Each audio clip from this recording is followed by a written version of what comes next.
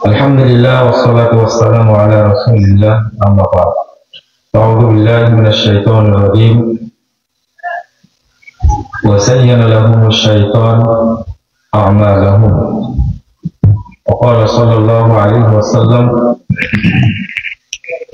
inna asy-syaitana yahduru ahadakum inda kulli syai'in min sya'ni. Rawahu Muslim. وقال صلى الله عليه وسلم من عمل عملا ليس عليه أمرنا فهو رد.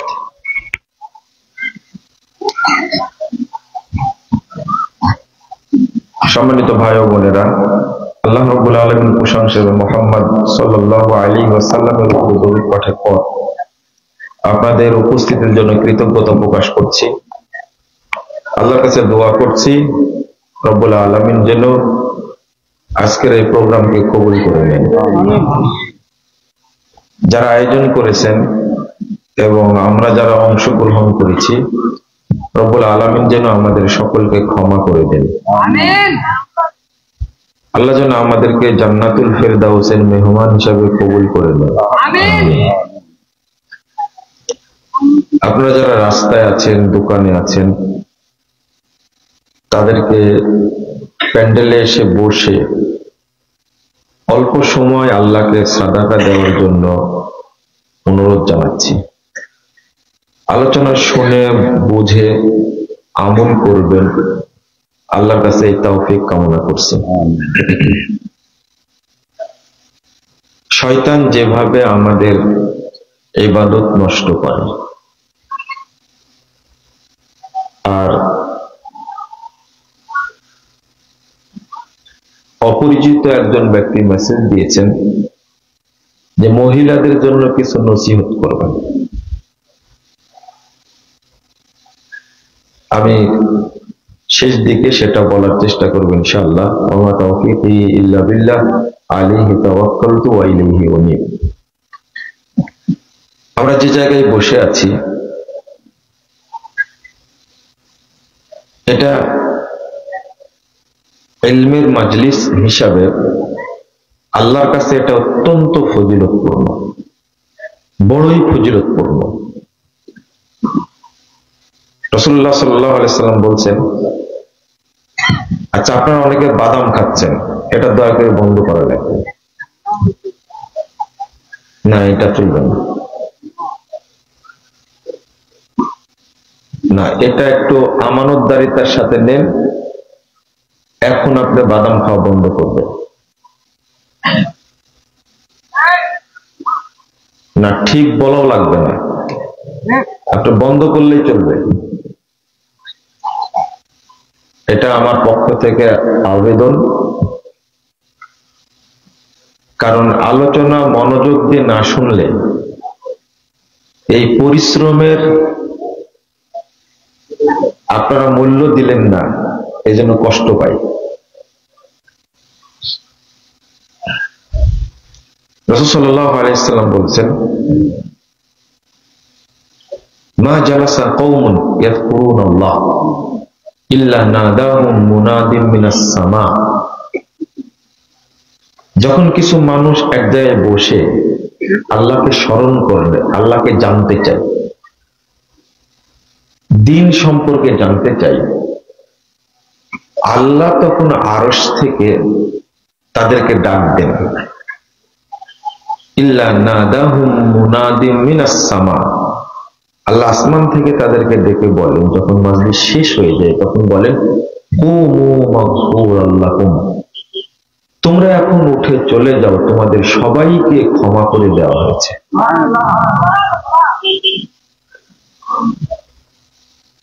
অবুদ্দিলাত সাইয়্যাতুকুম Hasnat, তোমাদের যে পাপ ছিল সমস্ত পাপকে নেকি দ্বারা পরিবর্তন করে দেওয়া হয়েছে।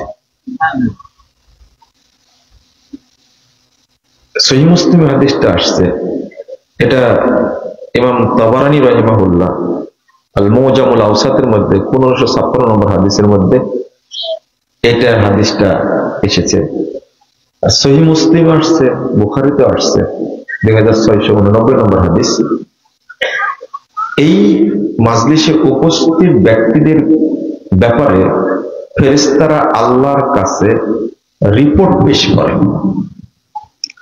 তো রিপোর্ট পেশ করলে আল্লাহ রাব্বুল আলামিন তাদেরকে লক্ষ্য করে বলেন যে উশহিদুকুম আন্নী কদ গফারতু লাহুম, তোমাদেরকে সাক্ষী রেখে আমি ঘোষণা করছি যারা এখানে উপস্থিত হয়েছে তাদের সবাইকে আমি ক্ষমা করে দিয়েছি।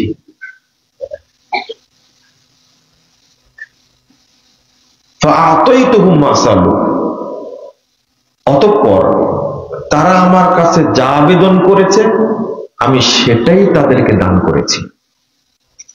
অর্থাৎ এটা দোয়া কবুলের জায়গা। এখানে এসে আপনি আল্লাহর কাছে যা চাইবেন আল্লাহ সেটা দিবেন। আল্লাহর ভাষা এটা, ফাআতাইতুহুম মা সালু, তারা যা চেয়েছে আমি তাদেরকে তাই দান করেছি। এর পরের কথা হলো ওয়া আজারতুহুম মিম্মাস্তাজারু, তারা এখানে যে সময় নিয়ে এসেছে, কষ্ট স্বীকার করেছে, এই জন্য আমি তাদেরকে পূর্ণ নেকি দান করেছি। মানে যে পরিমাণ নেকি হলে আপনি জান্নাতে যেতে পারবেন, আল্লাহ আপনার আমল নামায় সেই পরিমাণ নেকি দান করবেন।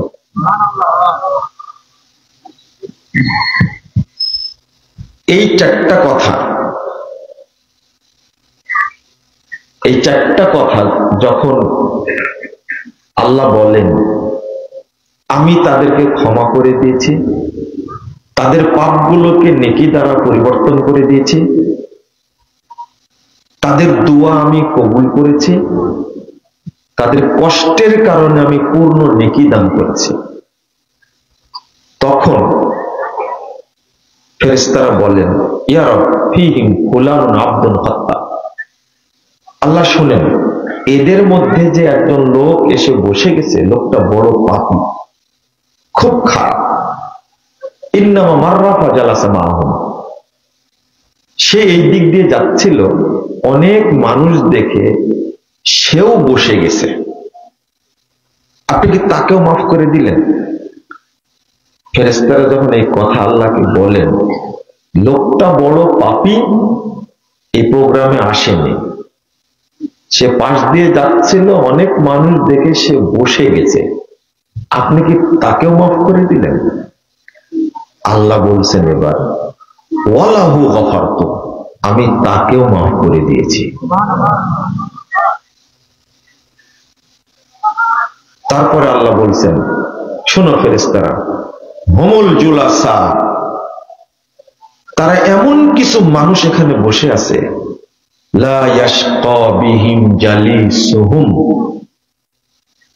এরা আমার কাছে এত প্রিয়, যে এসে বসে যাবে আমি তাকেই ক্ষমা করে দেব, কেউ নিরাশ হবে না, কেউ বঞ্চিত হবে না।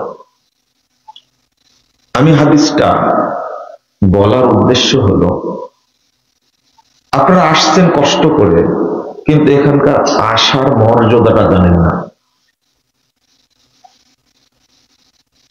আমি দুইটা কথা বলেছি, আপনার সামনে যারা বসে, এই ছেলে বসো কেন, এদিকে না হাঁটে যাই, এই মোবাইল এলাম, আপনি খেয়াল করবেন তো ওখানে বসাবেন।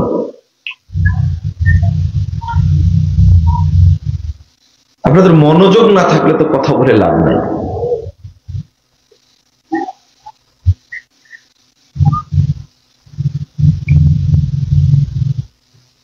কি যেন বলছিলাম, শেষ কথা ভুলে গেছে।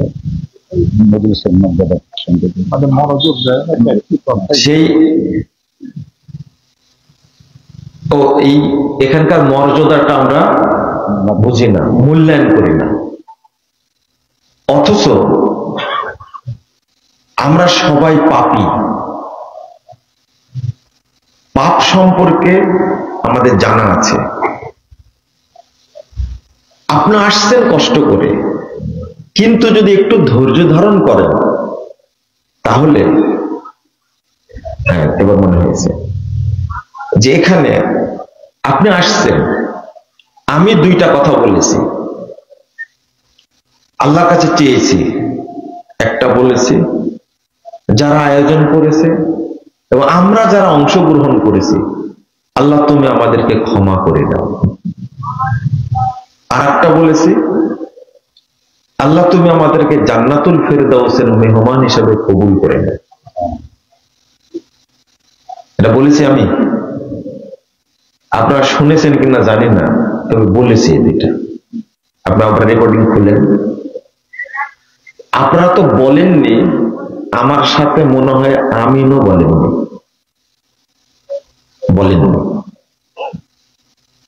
কেন বলেননি আল্লাহ ভালো জানে। তবে অন্য জায়গায় কথা বলতে গিয়ে তারা অন্তত আমিনটা বলেছে। মানে আপনারা গুরুত্বটা হয় বুঝেননি, বা আমিন বলতে হয় এটা জানেন না।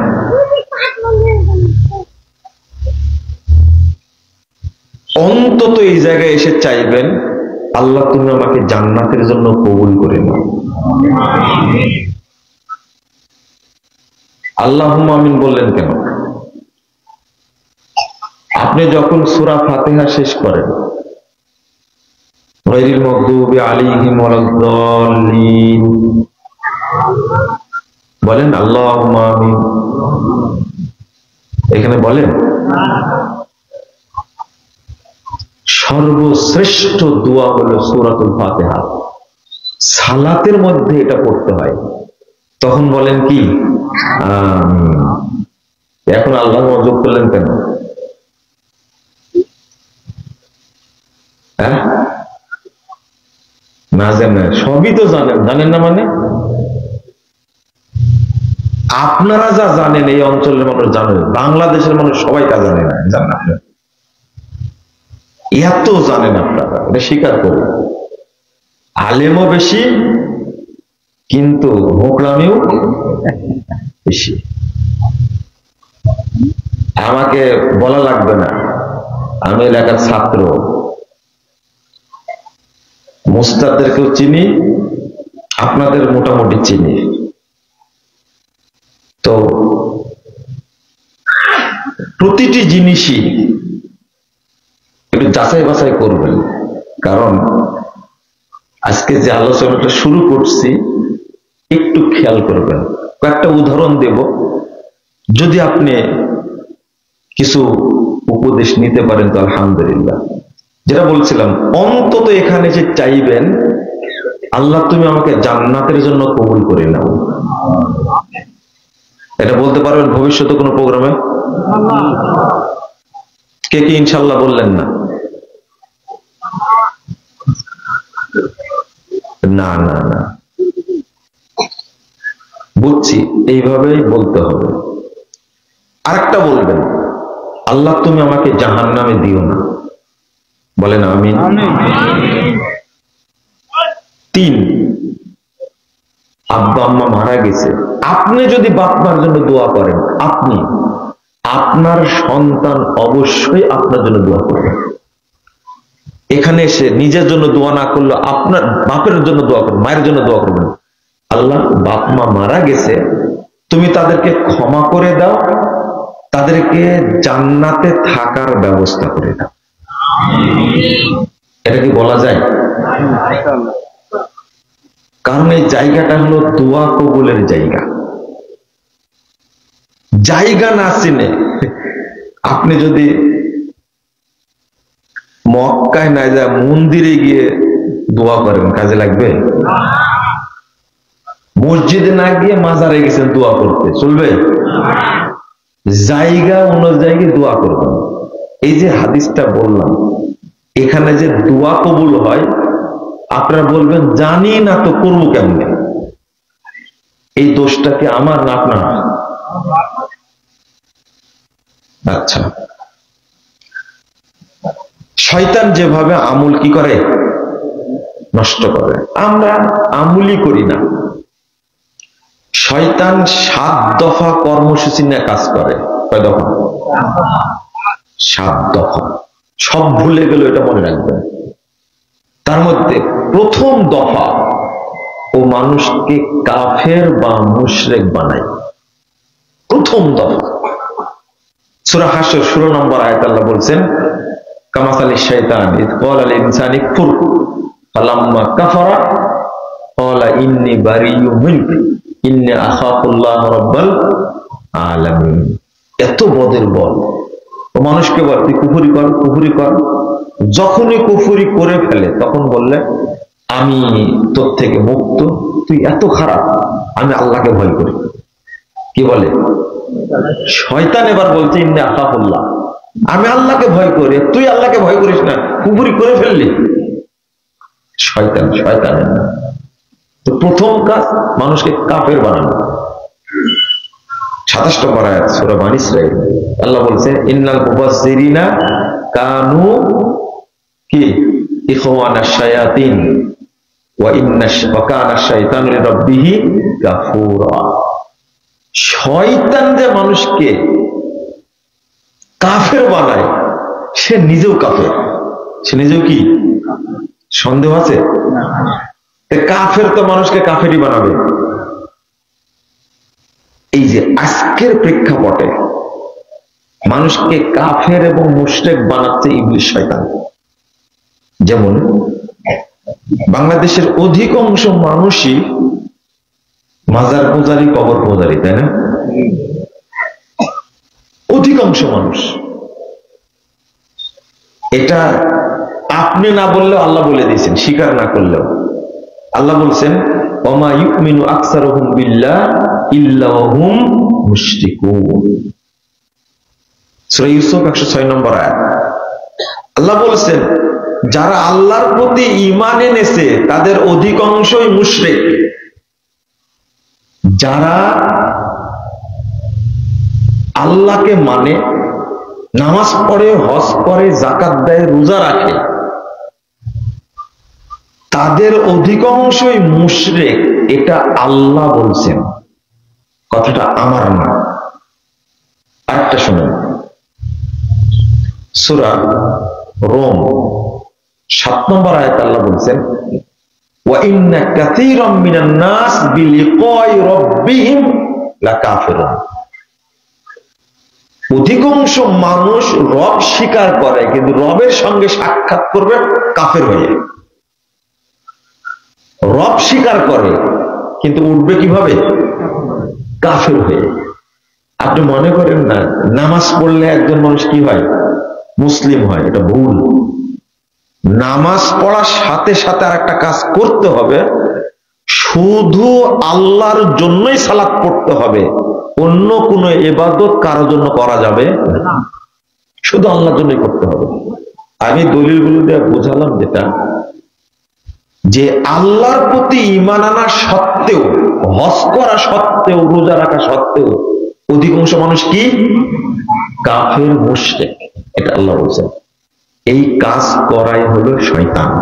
কে করায়? শয়তান। যখন শয়তান আপনাকে কাফের বানাতে পারে না, ও দ্বিতীয় কাজ করে উকবাতুল বিদআহ, তখন সে বিদআত করায়। আর এত মজার মজার জিনিস সে আবিষ্কার করেছে, আপনি হতবাক হয়ে যাবেন। আল্লাহ বলছেন,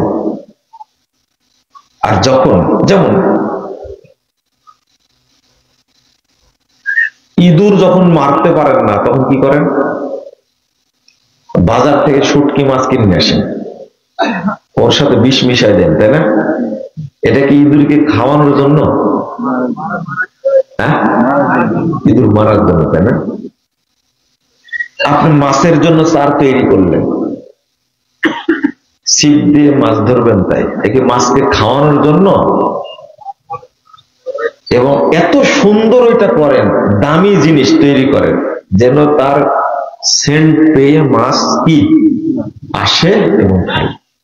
ঠিক উদাহরণটা উলামায়ে কেরাম এইভাবেই দিয়েছেন যে ইবলিস এইভাবেই মানুষকে ধোঁকা দেওয়ার জন্য নিজে আমুল তৈরি করে। এটা আল্লাহ বলেছেন, রাসূল সাল্লাল্লাহু আলাইহি ওয়াসাল্লাম বলেছেন। 112 নম্বর আয়াত সূরা আনআম, আল্লাহ বলেছেন ওয়াকাযালিকা জাআলনা লিকুল্লি নাবিয়্যিন আদুওয়া শায়াতিনাল ইনসি ওয়াল জিন ইউহি বা'দুহুম ইলা বা'দ যুখরুফাল কওলি গুরুরা। আল্লাহ বলেছেন মানুষের মধ্যে থেকে শয়তান আর জিনের মধ্যে থেকে শয়তান, তারা পরস্পর ওহী করে, কথা আদান প্রদান করে। কি কথা? যুখরুফাল কওল, কথাগুলো হলো মজাদার, খুব চকচকে কথা, দারুণ দারুণ কথা, মনোমুগ্ধকর কথা আবিষ্কার করে, আদান প্রদান করে। কি জন্য করে? গুরুরা, ধোঁকা দেওয়ার জন্য, প্রতারিত করার জন্য। তাহলে এখানে একটা জিনিস প্রমাণ হলো যে মানুষের মধ্যে শয়তান আছে, জিনের মধ্যেও শয়তান আছে। আপনাদের একটা প্রশ্ন করি আগে, জিনের মধ্যে শয়তান, এটা কিন্তু চিনেন মনে হয়, তাই না? বুঝেন, দেখতে না হলো কি ইবলিশ শয়তান বুঝেন, তাই না? পড়েন না আউযু বিল্লাহি মিনাশ শাইতানির রাজিম, বলেন তো, তাই না? তারপরে আউযু বিল্লাহিস সামিউল আলিম মিন হামজিহি ওয়া নাফসিহি ওয়া নাফসি, পড়েন না? এটা তো মানুষ শয়তানের জন্য না জিন শয়তানের জন্য? আউযু বিল্লাহিল আযীম ওয়া বিওয়াজহিহিল কারীম ওয়া সুলতানিহিল কাদীম মিনাশ শাইতানির রাজিম।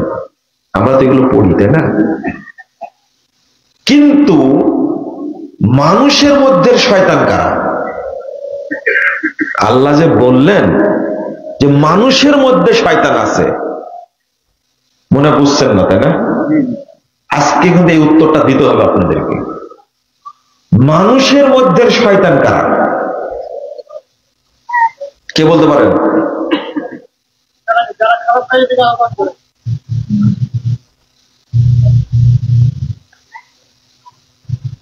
জিন শয়তান চিনেন আপনি, মানুষ শয়তান চিনেন না। পেঁচ লাগায় যারা, তাই না?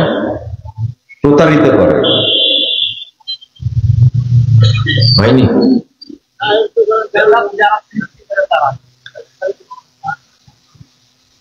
ওই যে একজন খেপে গেছে, ওটাই ঠিক আছে, খামাখা জানে না, শুধু কি দেহাটা করে। এবার আপনাদের ভাষা, তাই না?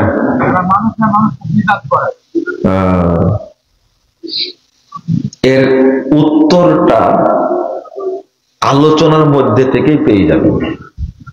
দুর্ভাগ্য, আমাদের শেখ বসে আছেন, এনামুল হক সাহেব বসে আছেন, বাংলাদেশ জমিয়ত আহলে হাদিসের সেক্রেটারি সাহেব, আলেম মানুষ।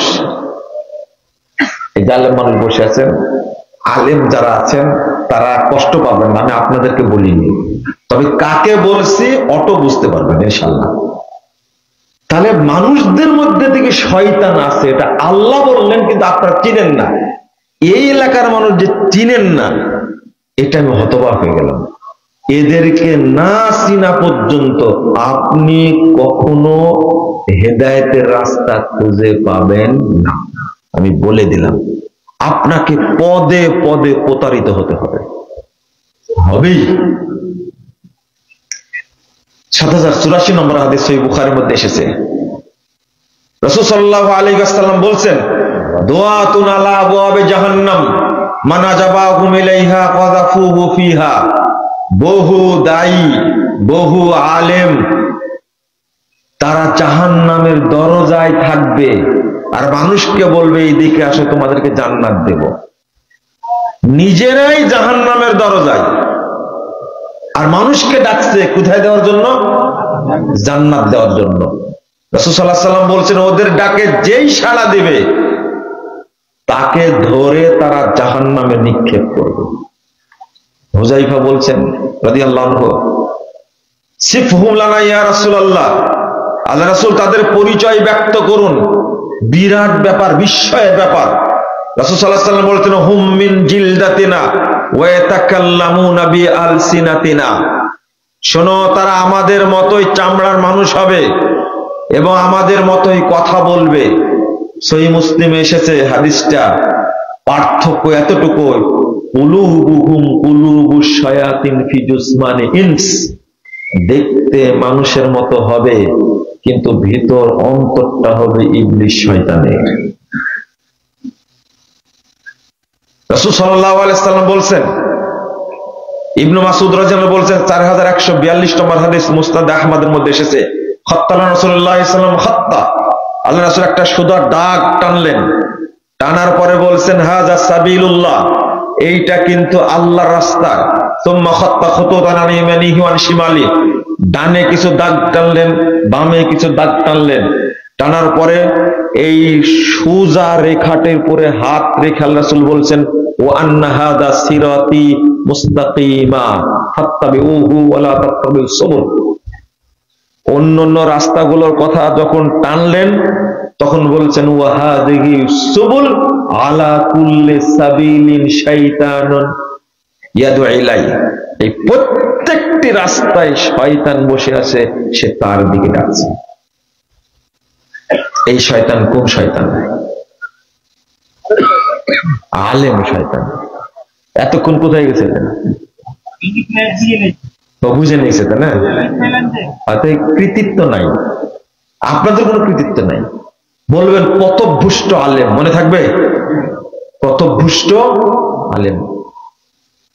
আনাস রাদিয়াল্লাহু আনহু বলছেন খাতাবা রাজুলুন ইনদা উমর ইবনে খাত্তাব, একজন ব্যক্তি এসে উমর রাদিয়াল্লাহু আনহুর সাথে বক্তব্য দিল। উমর রাদিয়াল্লাহু আনহুর সামনে বক্তব্য দিল, ফাকসারাল কালাম, সে অতিরঞ্জিত কথা বলল। উমর রাদিয়াল্লাহু আনহু বলছেন ইন্না কাসরাতাল কালাম ফিল খুতাব মিন শাকাশিকিশ শাইতান, বক্তব্যে অতিরঞ্জন করা হলো শয়তানের বমি করা। এই কাকে শয়তান বললেন এবার বোঝা গেছে? কে? বক্তা। একে যদি চিনতে না পারেন আপনি, তাহলে হেদায়েত পাওয়া খুব মুশকিল আছে। এটা পাবেন না আপনি, কান নষ্ট করে দিবে। ইবনে আব্বাস রাদিয়াল্লাহু আনহু বলছেন লা তুজালিসু আহলাল আহওয়া, তোমরা এই বেদাতি ইবলিসের এজেন্ট যারা, তাদের মাজলিসে যেও না। ফাইন্না মুজালাসাতুহুম মুমরিজাতুল কুলুব, তাদের মাজলিসে বসলে তোমার অন্তরটাকে নষ্ট করে দিবে। কেমন, কিভাবে নষ্ট করে দেয়? আস্তাগফিরুল্লাহ আস্তাগফিরুল্লাহ নাউযুবিল্লাহ। এমন ভাবে ওয়াজ করে সে, এমন বক্তব্য দেয়, আপনি শুনেই হতবাক হয়ে যাবেন। বলছেন যে যদি কোনো ব্যক্তি তার স্ত্রীর দিকে একবার তাকায়, তাহলে যত পাপ আছে স্বামীর তো সব ক্ষমা হয়ে যাবে, তাই না? আর স্ত্রী যদি স্বামীর হাত একবার ধরে তাহলে কি হবে? স্ত্রী যদি স্বামীর হাত একবার ধরে, স্ত্রী সব পাপ ক্ষমা হয়ে যাবে। আচ্ছা, এত সুন্দর ফজিলত কখনো শুনেছেন? তারপরে বলছে যে যে ব্যক্তি স্ত্রীর নিচের ঠোঁটে চুমু দিবে তাকে একটা কবুল উমরার নেকি দেওয়া হবে। সুবহানাল্লাহ বলছেন না? আপনি একটু চিন্তা করেন, এক বক্তার সাথে আমার এয়ারপোর্টে দেখা, আমাকে বলছেন যে আপনি তো আমাদের ভাত মারা চিন্তা ভাবনা করছেন কেন? আমি ওনাকে চিনি না, কিন্তু উনি আমাকে চিনেন, কাছে এসে বসলেন। তো বলছে যে ভিতরে তেমন কিছু নাই, উপরে এটা সেটা গায়ে দিয়ে যায়, কিন্তু আপনি যেভাবে কথা বলা শুরু করেছেন আমাদের ভাতই বন্ধ হয়ে যাবে। আমি বললাম যে কোরআন হাদিসে অনেক কথা আছে, সেইগুলো পড়ে বলেন।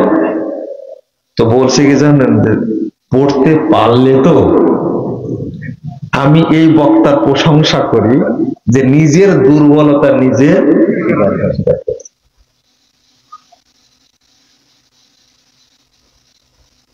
একটা জাকির নায়েককে আপনারা আসতে দিলেন না, তাই না? আসতে দিলেন না তো আপনারা। 2010 সালের 31শে আগস্ট আসার কথা ছিল, জাকির নায়েকের সব রেডি হয়ে গেছিল। এমনকি আমরা ঢাকাতে গিয়ে কে কোন রুমে থাকবো সে রুম নম্বর গুলো দেওয়া হয়েছিল, এটা আমার কাছে ছিল। কিন্তু ভিসা দেওয়া হয়নি, কেউ আসতে পারেনি। ঠিক যেদিন আমরা মিটিং করলাম, বাংলাদেশ জমিয়তে আহলে হাদিসকে তিনি 2টা থেকে 3টা প্রোগ্রাম দিতে চেয়েছিলেন, ওপেন প্রোগ্রাম। যেদিন আলোচনা করলাম, ডেটও মোটামুটি ফাইনাল হয়ে গেল। আমাকে সভাপতি সাহেব পাঠালেন, অধ্যাপক ডক্টর আব্দুল্লাহ ফারুক সালাফি। গেলাম, আলোচনা করলাম, মোটামুটি আর একবার বসলে ডেটগুলো ফাইনাল হয়ে যায়। কিন্তু পরের দিনই শুনলাম আপাতত ডাক্তার জাকির নায়েককে বাংলাদেশে আসার অনুমতি দেওয়া হচ্ছে না। অথচ অনুমোদন নিয়েছে স্বরাষ্ট্র মন্ত্রণালয় থেকে আরো 1 মাস আগে অনুমতি দিয়েছে তাকে নিয়ে আসা। এখন নিয়ে, আচ্ছা অনুমতি দিল স্বরাষ্ট্র মন্ত্রণালয়, দিল, এখন বাতিল করলো কেন? কে বলতে পারেন? হ্যাঁ, ইন্ডিয়ার কারণে, তাই না? এই 10 সালে কে ছিল? 10 সালে যে আপনাদের জামাই ছিল, খেয়াল করেননি? 10 সালে কে ছিল? তখন আসতে দেননি কেন? শোনেন, চামড়া শিলা যেদিন সব ওপেন করে দিব না, তখন সব সোজা হয়ে যাবে না। আচ্ছা, অনুমতি দিল কেন স্বরাষ্ট্র মন্ত্রণালয়? আমাকে বোঝান তো তাহলে। গোয়েন্দা আছে, এনএসআই আছে, ডিজিএফ আছে, কত রকমের গোয়েন্দা আছে, তারা তদন্ত না করে কি দিল? দিয়ে আবার বাতিল করলো কেন? তখন দিতে পেরেছে, হ্যাঁ ডাক্তার জাকির নায়েক আসবে, সব জায়গায় যাচ্ছে, সম্মানী মানুষ, আমাদের দেশটাও গর্ববোধ করে জাকির নায়েককে আমার সম্মাননা দিয়েছে। স্বরাষ্ট্র মন্ত্রণালয় থেকে অনুমোদন নিয়েছে যখন, তখন এই যে সিসকে হুজুর গুলো আছে না, যার কথা বললাম, পিস টিভি কি বন্ধ করেছিল আওয়ামী লীগ, বিএনপি? আরে আওয়ামী লীগ যদি বন্ধ করত তাহলে তো 16 সালে বন্ধ করবে, এখন তার আগেই বন্ধ করতে পারত। বুঝেননি? এই যে শয়তানের মতো পাগড়িওয়ালা কিছু সন্ত্রাসী হুজুর আছে, এরাই বন্ধ করেছিল। বুঝতে পারলেন? এবারও ওই কাজই করছে। আচ্ছা, ইন্ডিয়ার ভয়ে জাকির নায়েক আসবে না এখানে, অনুমতি দিল কেন? ও তখন ইন্ডিয়া ছিল না, আপনাদের জামাই ছিল না তখন? বিশ্বের 1 নম্বর সন্ত্রাসী মোদি তখন ছিল না, যখন 1 মাসের অনুমোদন দেয়। কলা কাকে দেখান? ভালো হয়ে যান, ভালো হয়ে যান। অনুমতি দিলেন কেন তখন? এখন বাতিল করলেন কেন? 10 সালে এই কাজ করেছিলেন, ওইটাও আমাদের রিপোর্ট আছে, জানা আছে। আমি যেটা বলছিলাম যে ধর্মীয় সন্ত্রাসী যারা, তারা সবচেয়ে বড় ভয়ানক। এদেশে ইসলামের ক্ষতি জেনারেল শিক্ষিত মানুষ যা করেছে, তার চেয়ে কোটি কোটি গুণ ক্ষতি করেছে এই ধর্মীয় সন্ত্রাসীরা। মনে রাখবেন, কোন জেনারেল শিক্ষিত মানুষের মাজার আছে বাংলাদেশে? সবগুলো শয়তান মাজার খুলে, কবর খুলে, খানকা খুলে বসে আছে, আর প্রতিদিন কোটি কোটি মানুষকে মুশরিক বানাচ্ছে আর নিজের পকেট ভর্তি করছে। সবগুলো সন্ত্রাসীরা, ধর্মীয় সন্ত্রাসী। ওরা জানে জাকির নায়েক পা দিলে আহলে হাদিসদের দাওয়াতের কারণে 50% পকেট গেছে। জাকির নায়েক বাংলাদেশে পা দিলে মাজার পুরো আরো 50% যাবে, আমাদেরকে ভিক্ষা করে খেতে হবে। জানে বলে তো কাজ করেছে। আমাকে উপদেশ দিচ্ছে, আসেন না, আপনি ঘোড়ার ঠ্যাং জানেন। আমি ঠ্যাং তো বোঝা যায়, ঘোড়ার ডিম তো বোঝা যায় না। আপনাকে একটা জিনিস বুঝতে হবে, আমাকে বোঝানোর জন্য আসেন না। আমি পিস টিভির সাথে আজকে থেকে জড়িত না, আমি। অতএব আমাকে এইগুলো নিয়ে বুঝাতে আসেন না। এই হুজুরেরা কি করতে পারে? প্রথম অভিযোগ দিল সরকারের কাছে যে পিস টিভির মাধ্যমে জঙ্গিবাদ ছড়ানো হচ্ছে। এরা সব হলো কুলাঙ্গার, কেউ মানুষের বাচ্চা নাই। ওরা পিস টিভিতে কোনো সুযোগ নাই, কেউ বলতে পারবেন না কারো বক্তব্যের জঙ্গিবাদের কথা আছে, কোনো রেকর্ড নাই। আমি চ্যালেঞ্জ করেছি, তুমি যদি বাপের সন্তান হও, মায়ের সন্তান হও, একটা বক্তব্য পিস টিভি দেখাও। মূলত তোমরা হলো বিশ্ব সন্ত্রাসী, মোদির হলো তোমার, মোদির বংশের তোমরা, এই জন্য পিস টিভি বন্ধ করতে গেছ। তুমি খোঁজ নিয়ে দেখো, তোমার বংশের সাথে মোদির বংশের সম্পর্ক আছে। তুমি ইন্ডিয়ার দালাল, তুমি বাংলাদেশি না। বাংলাদেশকে তুমি ভালোবাসো না। তোমরা উপর দিয়ে কথা বলো জাকির নাইককে আমরাও চাই, চাউতে বন্ধ করলে প্রতিবাদ করলে না কেন? কেউ প্রতিবাদ করেছে? 2-4 জন ফেসবুকে নাকি, আমি তো ফেসবুক বলি না, ফেকবুক। এটা হলো ফেকবুক। কে কয় আর কে বলে আসলটা কেউ বোঝা যায় না।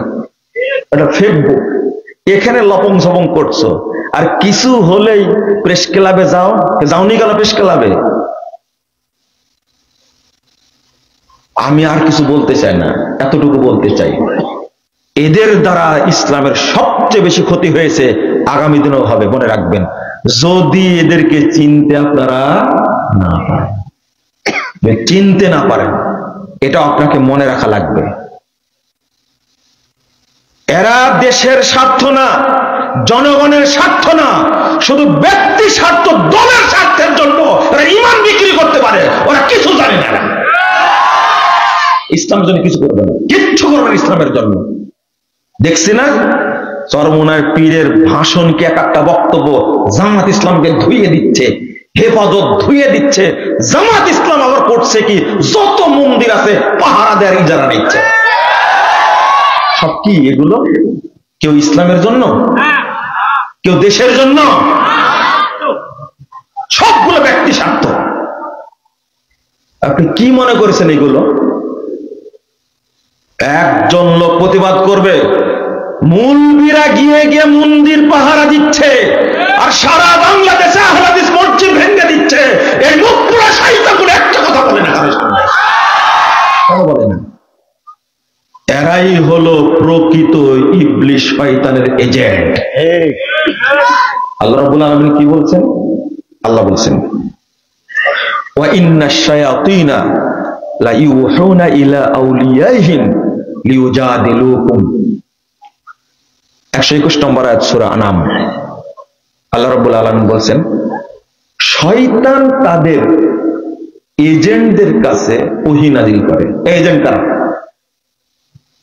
শয়তান তাদের এজেন্টদের কাছে কি করে? ওহী নাযিল করে। এটা আল্লাহ বলছেন, আমার কথা না। লিউজাদিলুকুম, শয়তানের যারা এজেন্ট তারা যেন তোমাদের সাথে বিতর্ক করতে পারে। আপনি শয়তানের এজেন্ট সাথে বিতর্ক করতে পারবেন না, পারবেন? একটা উদাহরণ দিই আপনি, শয়তানের এজেন্ট কারা? যাতে পীর আছে না, পীর বলে যে যার পীর নাই শয়তান তার পীর, বলে এটা। এর উত্তর কি? এর উত্তর হলো পীর ধরা মানে শয়তান ধরা। মনে থাকবে, পীর ধরা মানে শয়তান ধরা। উত্তর শেষ। তো এরা এমন কিছু জিনিস শিখায় দেয় ভক্তদেরকে, মুরিদদেরকে। মুরিদ না মারিদ, আল্লাহ মারিদ বলেছে এদেরকে। তো ওরা বলে এসে, আলেম মানুষ সরসোজা বলবে যে আচ্ছা মেম্বারে থাক 3টা হলো কেন? উত্তর কি বলতে পারো না? জিজ্ঞেস করেন তো। এই বুদ্ধি তো এই মানুষের থাকার কথা না রে ভাই। উদাহরণ দিলাম আপনাকে একটা, কি উত্তর দিবে? আমার সাথে যেটা ঘটনা ঘটছে, একজন পীরের মুরিদ বক্তব্য দিচ্ছে মেম্বারে বসে, সে বলছে যে দাঁড়ায়, মূর্খ মানুষ একবারে দাঁড়ায় বলছে যে আচ্ছা মেহেদির রংটা এইরকম রক্তের মতো হওয়ার কারণ কি? আমি বলছি আল্লাহ সৃষ্টি যেভাবে চাইছেন ওইভাবে। আমরা আসলে মেহেদির বাটলে রং হয় কি লাল, কিন্তু নিমের পাতা বাটলে কেমন হয় সবুজ। আমি এখন প্রশ্ন করছি নিম পাতা বাটলে যে সবুজ হয় এর কারণ কি? তো বলছে যে না, আপনার উত্তরটা হইল না, কত বড় পথ।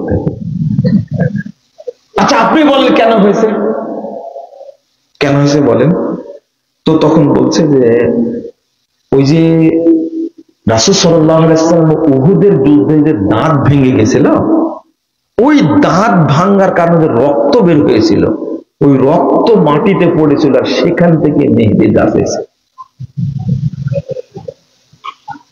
আমি বললাম যে ওই ফেরাউনের জন্ম আগে না নবী মুহাম্মদ সাল্লাল্লাহু আলাইহি ওয়াসাল্লাম জন্ম আগে? বলছে ফেরাউনের জন্ম আগে। ও ফেরাউনের সময়ও মেহেদী ছিল, এটা উল্লেখ হয়েছে। ব্যাকুব কোথাকার। তখন বলছে পট করে বলবেন না আমার পীর সাহেব ভুলি বললো কিনা। ওর কোন আচ্ছা এই প্রশ্ন কি করার দরকার আছে? আরেকদিন, এটা শেষ, আরেকদিন আল্লাহ যে বলছে লিউ জাহাদিলুকুম, ওরা ওহি করে ওদের এজেন্টদের কাছে যে তোমাদের সাথে বিতর্ক করে ঝগড়া করতে পারে। তো আমাকে একদিন আরেক জায়গাতে এক পীরের মুরিদ বলছে আমার একটা প্রশ্ন ছিল, খুব গুরুত্বপূর্ণ প্রশ্ন, একটু উত্তর দিবেন। কি প্রশ্ন? তখন বলছে যে আচ্ছা ইব্রাহিম আলাইহিস সালামের নানির নাম কি ছিল? বুঝেননি কথা? ইব্রাহিম আলাইহিস সালামের নানির নাম কি ছিল? খেয়াল করেছেন আপনার কথাটা? ইব্রাহিম আলাইহিস সালামের নানির নাম আমি বলছি, তখন আমার সামনে ঘটনা, কিন্তু আমি বলছি এই এটা কোন ব্যাপার হলো? আচ্ছা বলেন তো আপনার নানার নানির নাম কি ছিল? এবার কি বুঝতে পারছেন? আমি কিন্তু আজও জানি না ইব্রাহিম আলাইহিস সালামের নানির নাম কি, আমি আজও জানি না। আমি ওকে বলছি এটা কোনো ব্যাপার হলে তো সহজ উত্তর, আপনি বলেন তো আপনার নানার নানির নাম কি ছিল? কি বলে? এই দোষ কি আমার? শুনেন শুনেন, তো বলছে যে আমার নানার নামটাই ভুলে গেছি। আমি বললাম যে যেদিন আপনার নানার নানির নাম বলতে পারবেন ওই দিন আমি ইব্রাহিম আলাইহিস সালামের নানির নাম বলে দেব ইনশাআল্লাহ। ও খাটাস আসেনি, মরে গেছে পরে শুনলাম। আমাকে বোঝান, আচ্ছা এইগুলো প্রশ্ন করার কোনো দরকার আছে? আর এটা জানতে চেয়ে কি লাভ? শোনেন আমি কিন্তু বুঝায় বললাম এই স্বভাব আপনাদের মধ্যে আছে, আজকে যেন এই কাজ করেন না। যেটা প্রশ্ন করি ফায়দা নাই প্রশ্ন করবেন না। দরকার কি? আপনি ইব্রাহিম আলাইহিস সালামের নানির নাম কি করবেন? কি করবেন? হ্যাঁ যদি সানাউল্লাহ অমৃতসরের মতো লোকের কাছে পড়ে যান তাহলে আপনারা সাইজ করে ছেড়ে দিন। এক ন্যাংটা পীর, বুঝতে পারলেন? কি পীর? ন্যাংটা পীর। আল্লামা সানাউল্লাহ অমৃতসর রাহিমাহুল্লাহ সেই সময় অল ইন্ডিয়া হাদিস কনফারেন্সের সেক্রেটারি জেনারেল, তিনি বলছেন যে পীরের অত্যাচারে টিকা জানা মানুষের বলে কেন? ন্যাংটা পীর। ঠিক আছে চলো যাই। পীরের কাছে গিয়ে সানাল অমৃতসরে বলতে এই তুই ন্যাংটা কে? তখন বলছে যে আমি তো ন্যাংটা না। ন্যাংটা না মানে ওইটা কি? ওটা আলিফ। বলেন নাউজুবিল্লাহ, বলেন আস্তাগফিরুল্লাহ আস্তাগফিরুল্লাহ। ও যে ন্যাংটা যখন বলেছে তখন বলছে আমি ন্যাংটা না তো। ন্যাংটাতে কি দেখা যায়? এটা আলিফ। শোনেন শোনেন শোনেন, তখন বলছে যে এটা আলিফ। যা তাড়াতাড়ি চাকু নিয়ে আয়, আলিফ বাঁচাতে হবে, কারণ আলিফে কোনো নুক্তা না আছে। আলিফের নুক্তা আছে? যা আজকে আমরা আলিফ বাঁচাবো, আলিফ কেটে নিব, নুক্তার কাছে থাক। যখন বলেছে এটা তখন এই শয়তান বুঝতে পেরেছে জায়গা মতো পড়েছে আজকে। উপায় নাই, কাটবেই। আমরা আমাদের আলিফ কেটে নিয়ে যাবো, কেন আলিফের কোনো নুক্তা নাই। এই যে পায়ে জোড়ে ধরে কান্না কাটে, হুজুর আমাকে ছেড়ে দেন, আর জীবনে গেলে থাকবো না, এলাকাতে পালাবো না। যদি এইরকম লোকের কাছে পড়ে যায় শয়তানের এজেন্ট, তাহলে কিন্তু খবর আছে। কথা বোঝা গেছে? আল্লাহ ওই রকম একটা সৃষ্টি করেছেন ডাক্তার জাকির নায়েককে, তাই না? আরে কত যুক্তি নিয়ে আসবেন, কত এলেম নিয়ে আসবেন, মাথাটা ছোট, কিন্তু সারা পৃথিবীর হিন্দু বলেন, খ্রিস্টান বলেন, ইহুদি বলেন, বৌদ্ধ বলেন, চাড়াল বলেন, ডোম বলেন, যা জাতি আছে পৃথিবীতে, ডাক্তার জাকির নায়েকের কাছে সব একটা মশার মতো হয়ে গেছে, কোন প্রশ্ন উত্তর দিতে পারে না। আল্লাহ এক এক সময় এক একজন ব্যক্তিকে পাঠান। ডাক্তার মানুষ, তিনি নাড়ি কাটা ছেটা করবেন, কিন্তু আল্লাহ তাকে দায়ী বানিয়ে দিয়েছেন। আলহামদুলিল্লাহ, আল্লাহ যেন তাকে হেফাজত করেন, আমিন। আল্লাহ যেন তার পরিবারকে হেফাজত করেন। আল্লাহ তুমি এমন অবস্থা সৃষ্টি করে দাও যেন বাংলাদেশ জাকির নায়েককে নিয়ে আসতে বাধ্য হয়, বলেন আমিন।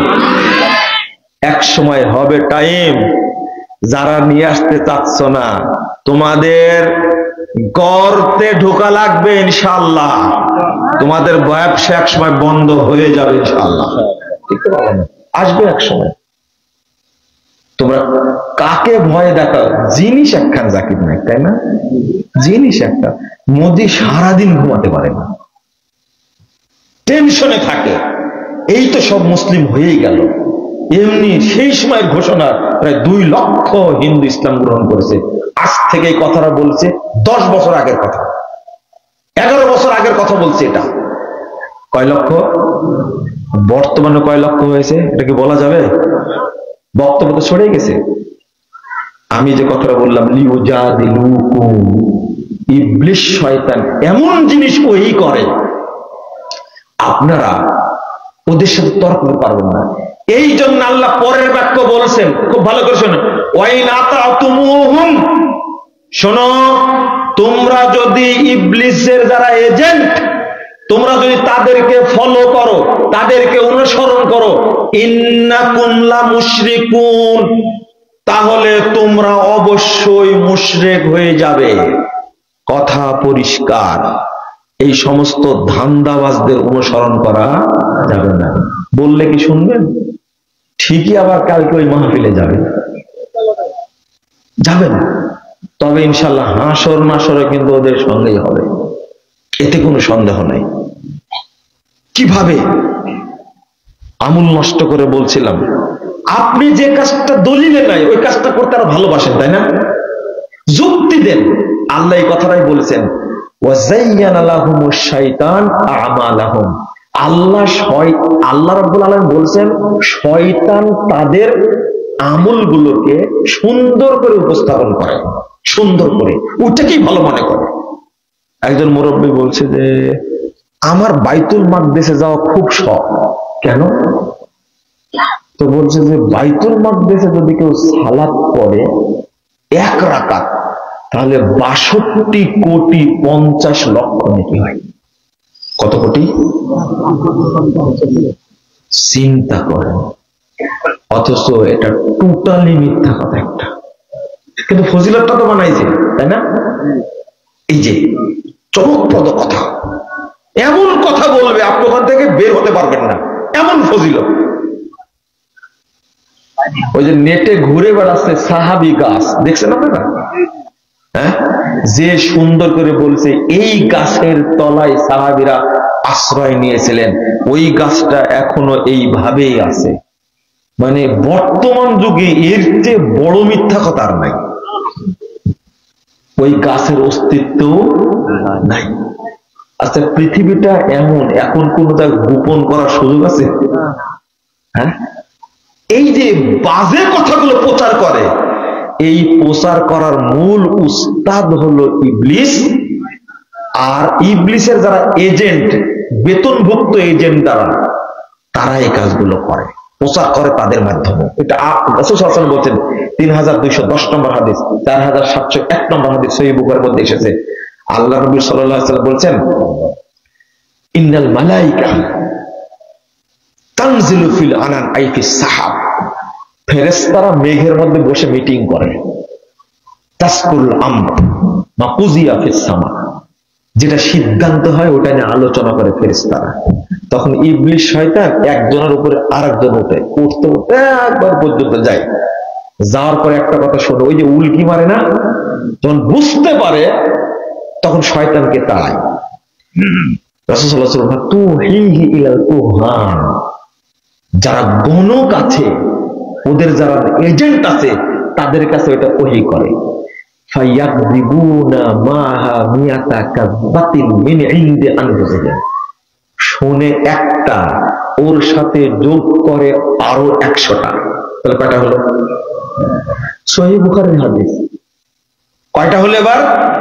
101টা। বলেন 101টার মধ্যে সত্য কয়টা? একটা। মিথ্যা কয়টা? 100টা মিথ্যা। আও আকসার, আরেকটা হাদিসে আসছে এর চেয়ে বেশি যোগ করে। তাহলে ইবলিস শয়তানি যে বানালো 100টা, এগুলো কি? এগুলো কি? এটাই হলো ওযুর দোয়া, আলহামদুলিল্লাহ আলা দীনিল ইসলাম, আল ইসলামু হাক্কুন ওয়াল কুফরু বাতিলুন, আল ঈমানু নূরুন ওয়াল কুফরু যুলমাতুন। বুঝেননি কথা? ওযুর শুরুতে বলতে হবে শুধু কি? বিসমিল্লাহ। কিন্তু এই দোয়া কে বানালো? রাইট, ইবলিস শয়তান বানাইছে। আর প্রচার হয়েছে কাদের মাধ্যমে? ডিলার বুঝেন না? ডিলার বুঝেন? দালাল বুঝেন? চামচা বুঝেন? ইবলিসের বেতনভুক্ত দালাল দ্বারা ইবলিস প্রচার করায়। যার মুখ থেকে জাল হাদিস বের হবে ও বুঝবে না ও ইবলিস শয়তানের দালাল। এটা যতদিন না বুঝবেন ততদিন আপনি হক পথ পাবেন না। পাবেন না, অবশ্যই পাবেন না। তুমি এত জাল হাদিস প্রচার করো কেন? এবং প্রতিটা কাজে, এটা হাদিসটা বলিনি আগে, আর বলছি 2033 নম্বর হাদিস সহিহ মুসলিমের মধ্যে এসেছে। রাসূল সাল্লাল্লাহু আলাইহি ওয়াসাল্লাম বলেছেন, ইন্নাশ শাইতানা ইয়াহযুরু আহাদাকুম ইনদা কুল্লি শাইইন মিন শানিহি। শোনো সাহাবীরা, শয়তান তোমাদের প্রত্যেকটি কাজে, প্রত্যেকটি ক্ষণে ক্ষণে শয়তান উপস্থিত থাকে। আল্লাহ নবী বলেছেন প্রতিটি কাজে। এই যে এখানে যে বসে আছেন, শয়তান নাই? অবশ্যই আছে। এত সুন্দর জায়গায় আসছেন আপনি, আর শয়তান থাকবে না? আপনাকে খালি খোঁচাতে আছে, শুনিস না, তোর কানে যেন না যায়। অবশ্যই বাদাম খান। এইখানে শুধু বসে থাকতে হবে, কি বলছেন? বাদাম খান। আপনার মন আগে থেকে চাচ্ছিল, তবে এটা যে রহমতের জায়গা, অনেক বড় বড় শয়তানকে টেক্কা দিয়ে আপনাকে এখানে আসতে হয়েছে।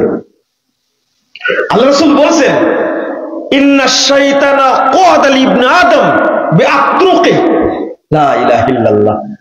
শয়তান একজন মুমিন বান্দার প্রত্যেকটি রাস্তায় বসে থাকে, উৎপেত বসে থাকে শয়তান ও বিভ্রান্ত করার জন্য। তাহলে এখানে কি শয়তান নাই? আছে। আপনি বক্তব্যের মনোযোগ না দেন, কাজ করতেই আছে। আল্লাহ রাসূল বলেছেন শানিহি, প্রতিটি সময় শয়তান থাকে। তাহলে এখানে নাই? আছে। এই যে একটা ছেলে গান বললো না,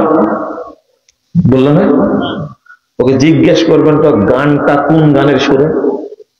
আধুনিক গান যত জাহেলি গান যত আছে, নোংরা গান আছে, এই গানের সুরে গান বানানো হারাম। মনে থাকবে, হারাম। এটা গাইতেও দিবেন না আপনারা, খবরদার, হারাম। হ্যাঁ, আপনি সঙ্গীত লিখবেন নিজে সুর করে, কোন জাহেলি গানের সাথে যদি সুর না হয়। গতদিনে একটা ছেলে গান বলছে, আমি দিছে ধমক, এই ছেলে তুমি বলো তো এটা কোন গানের সুরে? বলছে যে এটা বলবো না। না বলা লাগবে, তোমরা ভুলেই গেছো বীর শহীদদের নাম। আমি বলে না, বলো তুমি জানো কিনা?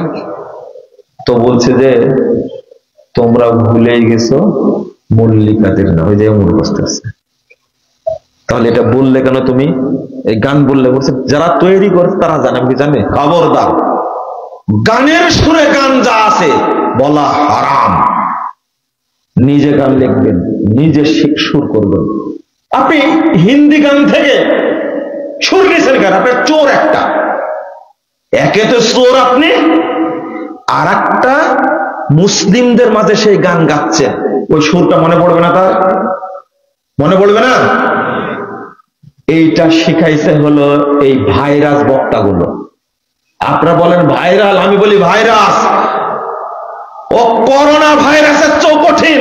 করোনা শুধু মানুষ মানে, কিন্তু এই ভাইরাস বক্তাগুলো আপনার আকীদা নষ্ট করে, আমল নষ্ট করে, ও আপনাকে জাহান্নামী বানায় ছাড়া।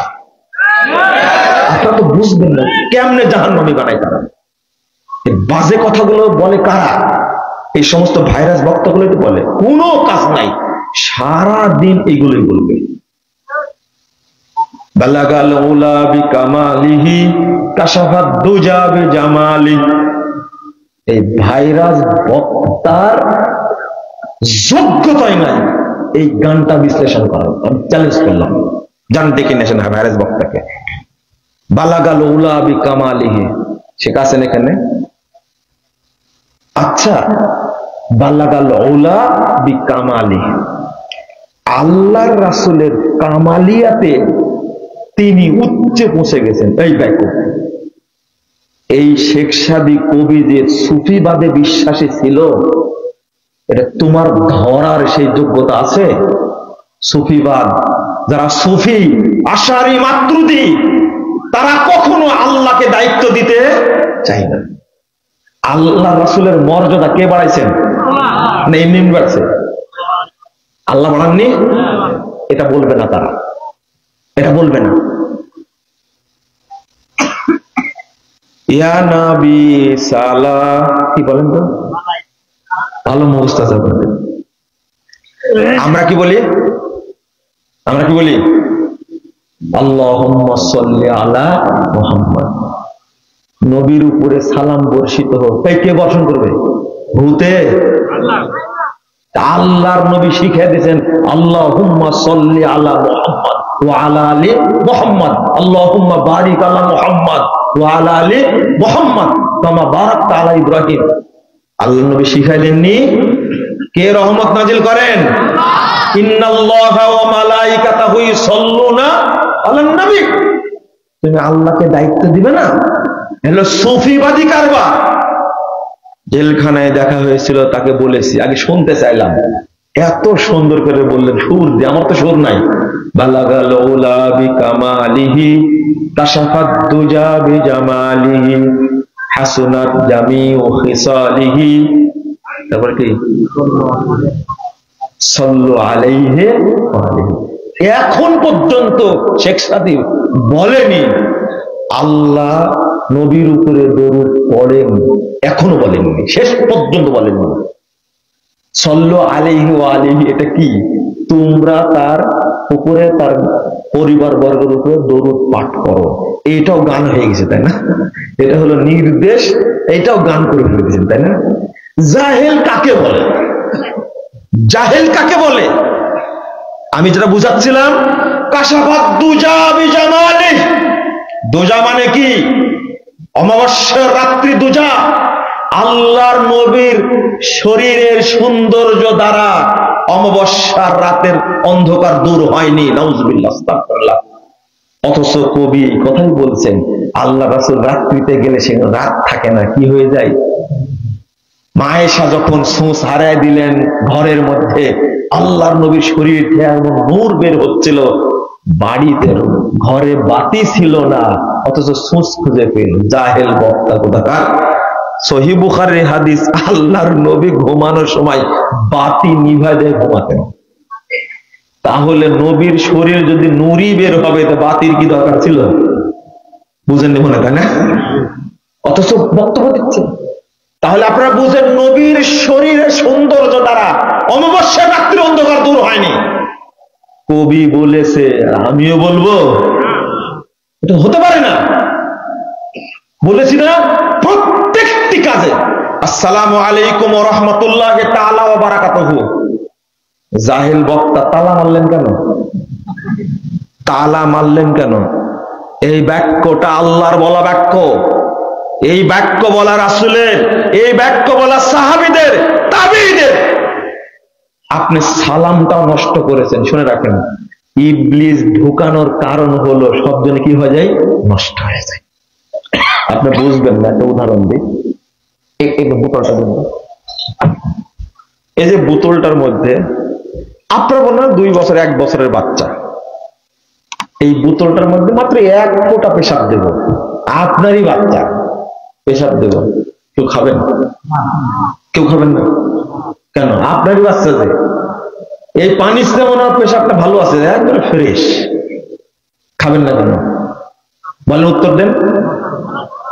আচ্ছা, এটা খেলে কি আপনার ঈমান নষ্ট হবে? খাবেন না কেন? অরুচি, তাই না? ঈমান যাবে না তো? আচ্ছা, হলো, আমাকে পানিটা, আপনাকে পানিটা খেতে দিচ্ছি, কানে কানে বলছে মনে হয় পেশাব ঢোকানো আছে, খাবেন? পেশাব নাই 100%, কিন্তু কানে কানে বলে দিলে কি মনে হয় বাচ্চার পেশাবই দিছে কিনা হইতে, আর খাবেন আপনি? এটা যতক্ষণ পরীক্ষা না হবে সেই যন্ত্র দিয়ে যে পেশাব আছে কিনা, ততক্ষণ আপনার খাওয়ানো যাবে না, কারণ শুধু সন্দেহ ঢুকে গেছে, তাই খাচ্ছেন না।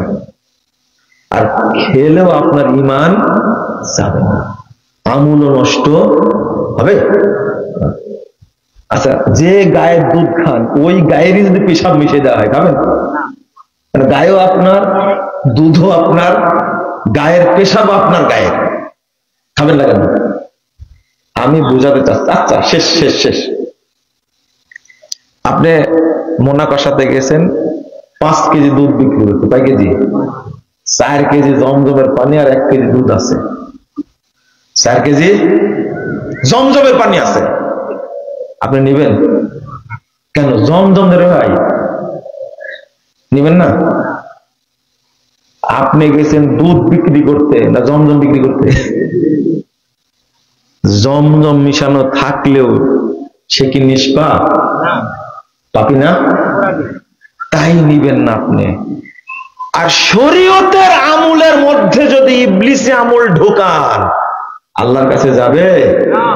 ইলাইহি ইয়াসআদুল কালিমুত তাইয়্যিব ওয়াল আমালুস সালিহ। সাবধান, আল্লাহর কাছে পৌঁছে, সূরা ফাতির 10 নম্বর আয়াত, আল্লাহর কাছে পৌঁছে ফেরেশতা, পবিত্র কথা, সৎ আমল পৌঁছে, ওর মধ্যে যদি ইবলিস ঢোকা দেয়, তার আমল আল্লাহর কাছে যাবে? ইবলিস পবিত্র না অপবিত্র? ইবলিস পবিত্র না অপবিত্র? ইবলিসের থাকার জায়গায় হলো বাথরুম, পবিত্র হলো কখন? আর এর তৈরি করা আমল আপনাদের মাঝে ছড়াই দিছে ওই যে ইঁদুর মারা বিষের মতো, শুটকির মতো, মাছ মারা চারের মতো দিয়ে দিছে, আর আপনার লুটুপুটু করে কি খাচ্ছেন, ধরা পড়ে যাবেন, ধরা পড়ে যাবেন। প্রতিটি ক্ষেত্রে আমি বলেছি, আমি প্রমাণ দেব, প্রতিটি ক্ষেত্রে ইবলিস সালাম নষ্ট করে দিয়েছে, আদম সন্তান বুঝেনি।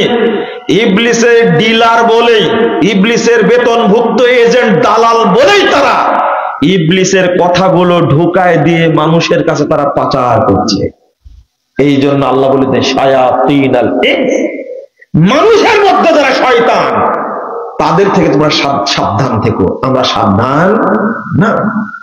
এমনকি টুপি মাথায় দিয়েছি, টুপিতেও শয়তান আছে, এবং বড় বড় শয়তান আছে। পাগড়ি পরে যে ভয় বদনাম করে, একটা বক্তব্যে আমি বলেছি মোহাম্মদ পিড়াপিড়ি করো কেন, ওই জায়গাতে যোগ দিছে মোহাম্মদ বেয়াদবি করো কেন। তো পাগড়ি পরা শয়তান রে ভাই, একটা চেঞ্জ করে দিছে, পাগড়ি পরা শয়তান। মাথা, টুপির মাথার উপরে নবী মোহাম্মদ সাল্লাল্লাহু আলাইহি ওয়াসাল্লামের জুতার ছাপ দেওয়া আছে। আচ্ছা, পৃথিবীতে নবীর কোন জুতা আছে দেখছেন আপনারা? হ্যাঁ, ছাপ কোথা থেকে পেল? এটা নবীর কি জুতা, নবীর জুতার ছাপ টুপিতে দিয়েছে। তারপরে তারকা আছে না, তারকা, একটা চাঁদ আর কি, একটা চাঁদ আর 4টা তারকা, দেখছেন আপনি? বুঝেননি? যদি এই টুপি কেউ মাথায় দেয় তার ঈমান থাকবে না। 5 কলি তো বললামই না, এটাকে 7টা হলে নবী মুহাম্মদ সাল্লাল্লাহু আলাইহি ওয়াসাল্লাম, আর বাকি 4টা হলেন হাসান, হুসাইন, আলী, ফাতেমা রাদিয়াল্লাহু আনহুম। কয়জন হলো? কত বড় বদমাশের বদমাশ চিন্তা করছেন আপনি। উদ্দেশ্য কি? পাক পঞ্জাতন। বাংলাদেশ 5 কোটি টুপি মাথায় দেয়, উদ্দেশ্য পাক পঞ্জাতন।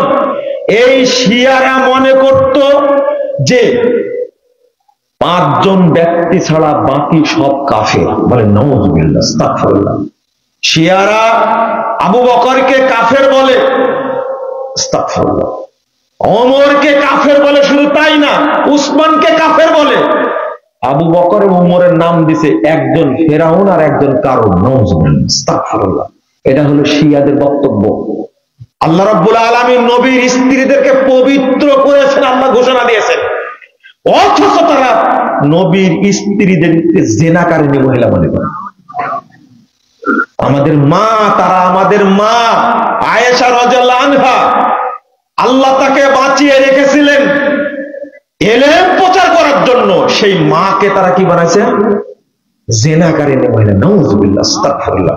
আমি বুঝাতে চাচ্ছি, এই শিয়াদের কোনো আকীদা আমাদের ধারণ করা যাবে না। গোলামি করবেন না, ফাজলামি করবেন না, কিন্তু বুঝে আমল করার চেষ্টা করুন। যেগুলো বলছি রেকর্ডিং হচ্ছে, আপনি প্রত্যেকটা যাচাই করবেন। কেন এই পরিবর্তন চলবে না? প্রশ্ন করি, কেন 5 কলি টুপি? তখন তো খেপে যান, তাই না? টুপি 5 কলি হবে কেন? মুহাম্মদ সাল্লাল্লাহু আলাইহি ওয়াসাল্লাম, হাসান, হুসাইন, আলী, ফাতেমা, কয়জন হলো? আর সবগুলো কাফের। এই চিন্তায় 5 কলি দেওয়া যাবে? পীর সাহেবের মুরিদ বলছে, না না না, ভুল হয়েছে বুঝতে। 4 তরিকা আর 1 তরিকা। কি তরিকা? 4 তরিকা কি? নকশাবন্দি, মাঝভান্ডার, সরি, কাদারি, চিশতি আর মুজাদ্দিদি। কটা হলো? চিশতিয়া তরিকা 2 ভাগে বিভক্ত, চিশতিয়া সাবেরিয়া আর চিশতিয়া সাত্তারিয়া। তো বলছি যে 4 তরিকা, তো আর একটা তরিকা হলো চিশতিয়া সাত্তারিয়া তরিকা। এই মূলে কয় তরিকা? কয় কলি? এই মিলে কয় কলি হয়েছে? 5 কলি হয়েছে। এই ধারণাতেও কি মাথায় টুপি দেওয়া যাবে? বুঝলেন কথা? টুপির 12টাও বাজাইছে, খেয়াল করেছেন? কে করেছে এগুলো? শয়তান। শয়তান করেছে এগুলো নষ্ট করার জন্য। এগুলো আমি যদি বলি, একেবারে খুব অল্প টাইমের একটা ইবাদত সালাম, তাই না? সালাম সালাম দেন তো। এই যে আমি সালাম দিলাম, আসসালামু আলাইকুম ওয়া রাহমাতুল্লাহ, উনি বলবেন ওয়া আলাইকুম আসসালাম ওয়া রাহমাতুল্লাহি ওয়া বারাকাতুহু। সালামের পর্ব কি? শেষ। এটাই শরীয়ত। এখন এই যে করলাম সালামটা, আমি হাদিসটা অনুবাদ করছি, শুনে নেবেন। সালাম দেওয়া মাত্রই আল্লাহ রাসূল বলছেন উভয়ের পাপগুলো ক্ষমা হয়ে যাবে। আর একটা হাদিস আসছে যে মুমিন ব্যক্তি, ইন্নাল মুমিনা লাকিয়াল মুমিন ফাসাল্লামা আলাইহি ওয়া আখাযা বিয়াদিহি ওয়া সাফা তানাসারাত খাতায়াহুমা কামা ইয়াতানাসারু আলাকু শাদার ফি শিতা। 2 জন মুসাফা করলে, এক হাত ধরলে, আল্লাহ রাব্বুল আলামিন উভয়ের পাপকে অনুরূপ ঝরাই দেন, যেভাবে শীতকালে গাছের পাতা ঝরে যায়। এত সুন্দর ফজিলতকে নষ্ট করার জন্য ইবলিস 6-7টা দুর্নীতি করেছে। তার মধ্যে আজকে আমার সাথে করেছেন অনেকেই। এই যে আরেক হাত দেন, দোয়া পড়েন নাহমাদুল্লাহ। আজকে একজন আমার সাথে মুসাফা করতে গিয়ে দোয়া পড়েছেন, নাম হলো ইলিয়াস সাহেব, বলে দিলাম। মুসাফা করে দোয়া পড়েছেন, আপনারা চিনতে পারেন, মাফ করবেন আমাকে। নাহমাদুল্লাহ ওয়া নাস্তাগফিরুহ। আরেকটা কি? ইয়াগফিরুল্লাহ ওয়া লাকুম। আমি মুসাফার জন্য কথাটা বলছি না, খেয়াল করেন কত ফজিলত। আর এই ফজিলতের মধ্যে ইবলিস কথা ঢুকেছে। শেষ হলো। যত থাকে তাকে একটা দেন, যত থাকে তত নাকি। এরপরে কি? তারপরে মহব্বতের ঠেলায়। এরপরে বলছি দোয়া করবেন ভাই, ফি আমানিল্লাহ। সবগুলো ইবলিসের তৈরি। এই ফি আমানিল্লাহ ভাষাটা সুবিধে রাসূলের নাম। আপনি বলবেন কি বারাকাল্লাহ ফিক, কি বলবেন? দেখেন আমরা বলি কি বারাকাল্লাহ ফিক, জীবনেও আল্লাহকে দায়িত্ব দেবেন বারাকাল্লাহ ফিক, আল্লাহ আপনার উপরে বরকত দান করুন। সহিহ মুসলিমের হাদিস, আল্লাহ রাসূল বলতেন হাফিজাকাল্লাহ, বলবেন বিধান হচ্ছে হাফিজাকাল্লাহ, আল্লাহ তোমাকে হেফাজত করুন। কত সুন্দর দোয়া, তাই না? বলবেন আস্তাউযিউকাল্লাহ, আমি তোমাকে আল্লাহর কাছে সঁপে দিলাম। কত সুন্দর দোয়া, তা বলবেন না। বলবে কি জানেন? ফি আমানিল্লাহ।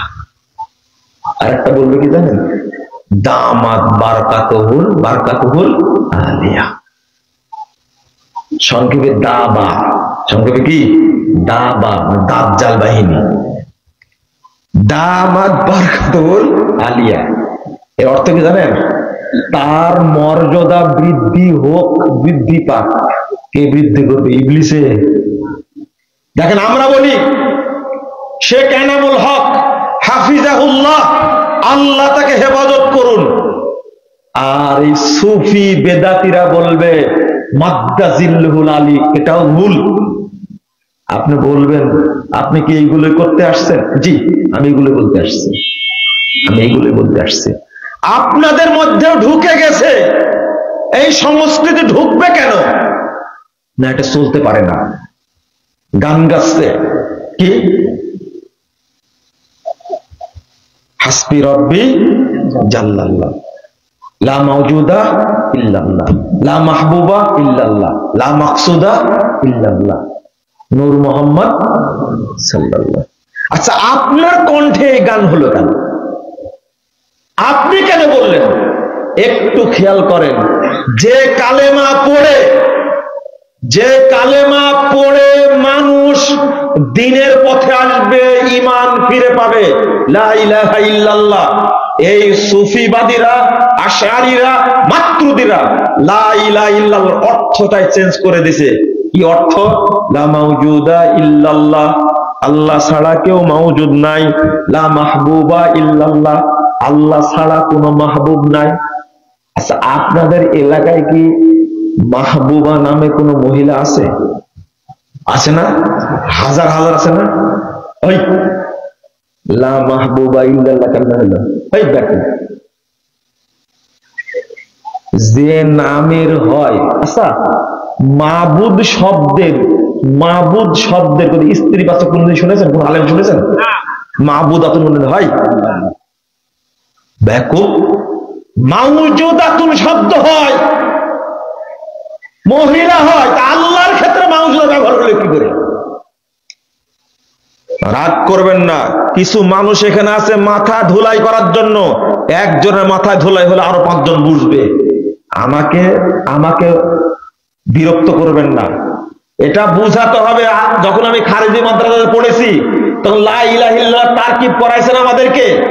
লা ইলাহা ইল্লাল্লাহ অর্থাৎ লা ইলাহা মাওজুদুন গায়রাল্লাহ। কেন করেছেন এটা? মানে দেখেন কি চমৎকার, ওয়াহদাতুল উজুদ, সব জায়গাতে আল্লাহ উপস্থিত। এটার নাম কি? ওয়াহদাতুল উজুদ। আচ্ছা, সব জায়গায় আল্লাহ হাজির, উপস্থিত, এই আকীদা কি ইসলামী আকীদা না কুফরি আকীদা?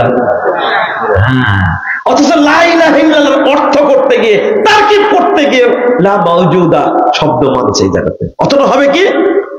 লা মাবুদা বিহাক্কিন ইল্লাল্লাহ। দেখেন, সাহাবীরা অনুবাদ করেছেন, এটা তাবেঈরা করেছেন, তাবেঈরা করেছেন, উপমহাদেশ পর্যন্ত আসেইনি। অনুবাদ হবে কি? আল্লাহ ছাড়া সত্য কোনো মাবুদ নেই। আবার বলেন তো, আল্লাহ ছাড়া সত্য কোনো মাবুদ নাই। এইটা হলো অনুবাদ। অথচ তারা অর্থ করতে লা মাওজুদা ইল্লাল্লাহ, লা ইলাহা মাওজুদুন গায়রাল্লাহ। অথচ এই অর্থ করলে সাথে সাথে মানুষ কাফের হয়ে যাবে। কি হবে? লা মাকসুদা ইল্লাল্লাহ, মাকসুদ কেন করেছে? ইস্তাওয়া আলাল আরশ, আল্লাহ আরশের উপরে সমুন্নত হয়েছেন, আল্লাহ আরশের উপরে উঠেছেন, অনুবাদ হবে। কিন্তু তারা অর্থ করেছেন আই কাসাদা বিহ, আল্লাহ ইচ্ছা করেছেন। সেই শব্দ থেকে নিয়ে আসছেন লা মাকসুদা ইল্লাল্লাহ। আর মাহবুবা যদি বলি আরো খারাপ হবে। খবরদার, অত নিচে যাচ্ছি না, অত নিচে যাচ্ছে না। আমি বলবো ইবলিস শয়তান কোন জায়গা নাই সেই জায়গায় হাত দেয়নি, সব জায়গায় হাত দিছে, সব জায়গায় হাত দিছে। আমরা ওই তালে পড়ে গেছি, এই জন্য আমাদের ইবাদত কবুল হয় না, হয় না। ওযুর কথা যদি বলি, ওযু হয় না, ওযু হয় না। আপনি বলবেন কেমন ওযু হয় না? জি, ওযু না হলে নামাজ হবে? হ্যাঁ, ওই যে শুরুতেই বললাম, ইবলিস কি কি মিথ্যা তৈরি করেছে লিস্ট করেন একটা একটা করে। জাল হাদিসের কবলে রাসূল সাল্লাল্লাহু আলাইহি ওয়াসাল্লামের সালাত, সালাতের মধ্যে ওযুর মধ্যে কি কি খুঁটিনাটি ইবলিসি আমল আছে। বাংলাদেশের অধিকাংশ মানুষই ইবলিসি সালাত আদায় করে। আমি আবারও বলছি, বাংলাদেশের অধিকাংশ মানুষই ইবলিসি সালাত আদায় করে। এই জন্যই সালাত আল্লাহর কাছে যায় না। মুসল্লি বেশি, এক একজন মুসল্লি বড় বড় মিথ্যুক, বড় বড় দুর্নীতিবাজ, বড় বড় হারামখোর। এক একজন মুসল্লি সে মদখোর, গাঁজাখোর, জর্দাখোর, গুলখোর, বিড়ি সিগারেট তো খাই, ইয়াও খায়, অথচ তার নাম কি মুসল্লি। কেন? সালাত 2 রাকাত কবুল হলে, 2 রাকাত সালাত কবুল হলে ওর দ্বারা মিথ্যা কথা হবে না। 2 রাকাত, বেশি না, 2 রাকাত যদি কবুল হয়ে যায়, যদি কবুল হয়ে যায় 2 রাকাত আল্লাহর কাছে, 2 রাকাত মানে বিশাল কিছু। আল্লাহ রাসূল বলছেন, মান তুকব্বিলাত লাহু হাসানা, সব নেকি যেতে যেতে যেতে যেতে যদি শুধু একটা নেকি থেকে যার কবুল হয়ে যায়, দাখালাল জান্নাত, সে জান্নাতে প্রবেশ করবে। কয়টা নেকি? একটা। আর সালাতে কত নেকি বলেন তো দেখি? সুবহানাল্লাহ। 2 রাকাত সালাত কবুল হলে আল্লাহ আপনার যাবতীয় আমলকে কবুল করবে, সব আমল কবুল হয়ে যাবে। আল্লাহ রাসূল বলেন, ফাইন কুবিলা মিনহু কুবিলা সাইরু আমালে, যদি সালাত কবুল হয়ে যায় তাহলে সব আমল অটো কবুল হয়ে যাবে। ওয়াইন রুদ্দা রুদ্দা আলাইহি সাইরু আমালে, যে সালাত আল্লাহর কাছে বাতিল হয়ে যায়, অটো সমস্ত আমল কি হয়ে যাবে? বাতিল হয়ে যাবে। ইবলিস তো এই পিছনে লাগছে, না হলে 70 বছরের বুড়া, 75 বছরের বুড়া নামাজ পড়ে, অথচ সে এখনো জিনা করে। কেন? 70 বছরের 75 বছরের বুড়া এখনো বিড়ি খায়, বুড়া এখনো জর্দা খায়, খায় না? কেন? জর্দাকেও হারামি মনে করে না, অথচ আপনি একদিন ওকে বেঁধে রাখেন জর্দা না, তো পাগল হয়ে যাবে। আর পরীক্ষা করা আছে, পাগল হয়ে যাবে। ওটা কোথায় রাখলো? ওর বউকে মারতে যাবে, বুড়াতি বয়সে লাঠি তুলে মারার জন্য। দেখো কোথায় রাখলে আমার জর্দার কোটা, মানে পাগল হয়ে গেছে। আর বলে জর্দা হারাম না। জর্দা হারাম কিনা তোমার কাছে জিজ্ঞেস করতে হবে? গুল নাকি হারাম না? হ্যাঁ জানে, হ্যাঁ কিন্তু ছাড়ে না। ঠিক, ছাড়তে পারে না। তাই এই যে আপনি ছাড়তে পারেন না, এটাই তাই কি প্রমাণ, যেটা হারাম। হারাম কাকে বলে? শোনেন, ওইদিকে যাচ্ছি না, আমি যেটা বলতে চাচ্ছি, নামাজ হয় না বলেই তো কি করেন? হারাম খান। একজন ভূমি অফিসে বসে, কোন অফিসে? ভূমি অফিসে। গতকালকের রিপোর্ট বলছে কি জানেন? আমার বাপ আসলে ঘুষ দেওয়া লাগবে। ওইটা আবার রেকর্ডিং হয়ে গেছে। আমার বাপ যদি ভূমি অফিসে আসে, তাও তবুও তার ঘুষ দেওয়া লাগবে, ছাড়বো না। আর আপনি তো কোনো ব্যাপারই না। হারাম খোরের মাথায় টুপি আছে, মুখে কি আছে? দাড়ি আছে। আজান হলে নাকি নামাজে যায়। বলেন তো এই লোকের নামাজ কবুল হয়? এটা একটা মুনাফিক ভণ্ড, একটা তাজা ভণ্ড। মানে বুঝেন মনে হবে। আরে বড় মুনাফিক কে বলেন তো? আব্দুল্লাহ বিন উবাই। কয় বছরের মুনাফিক? ও তো 8 বছরের মুনাফিক।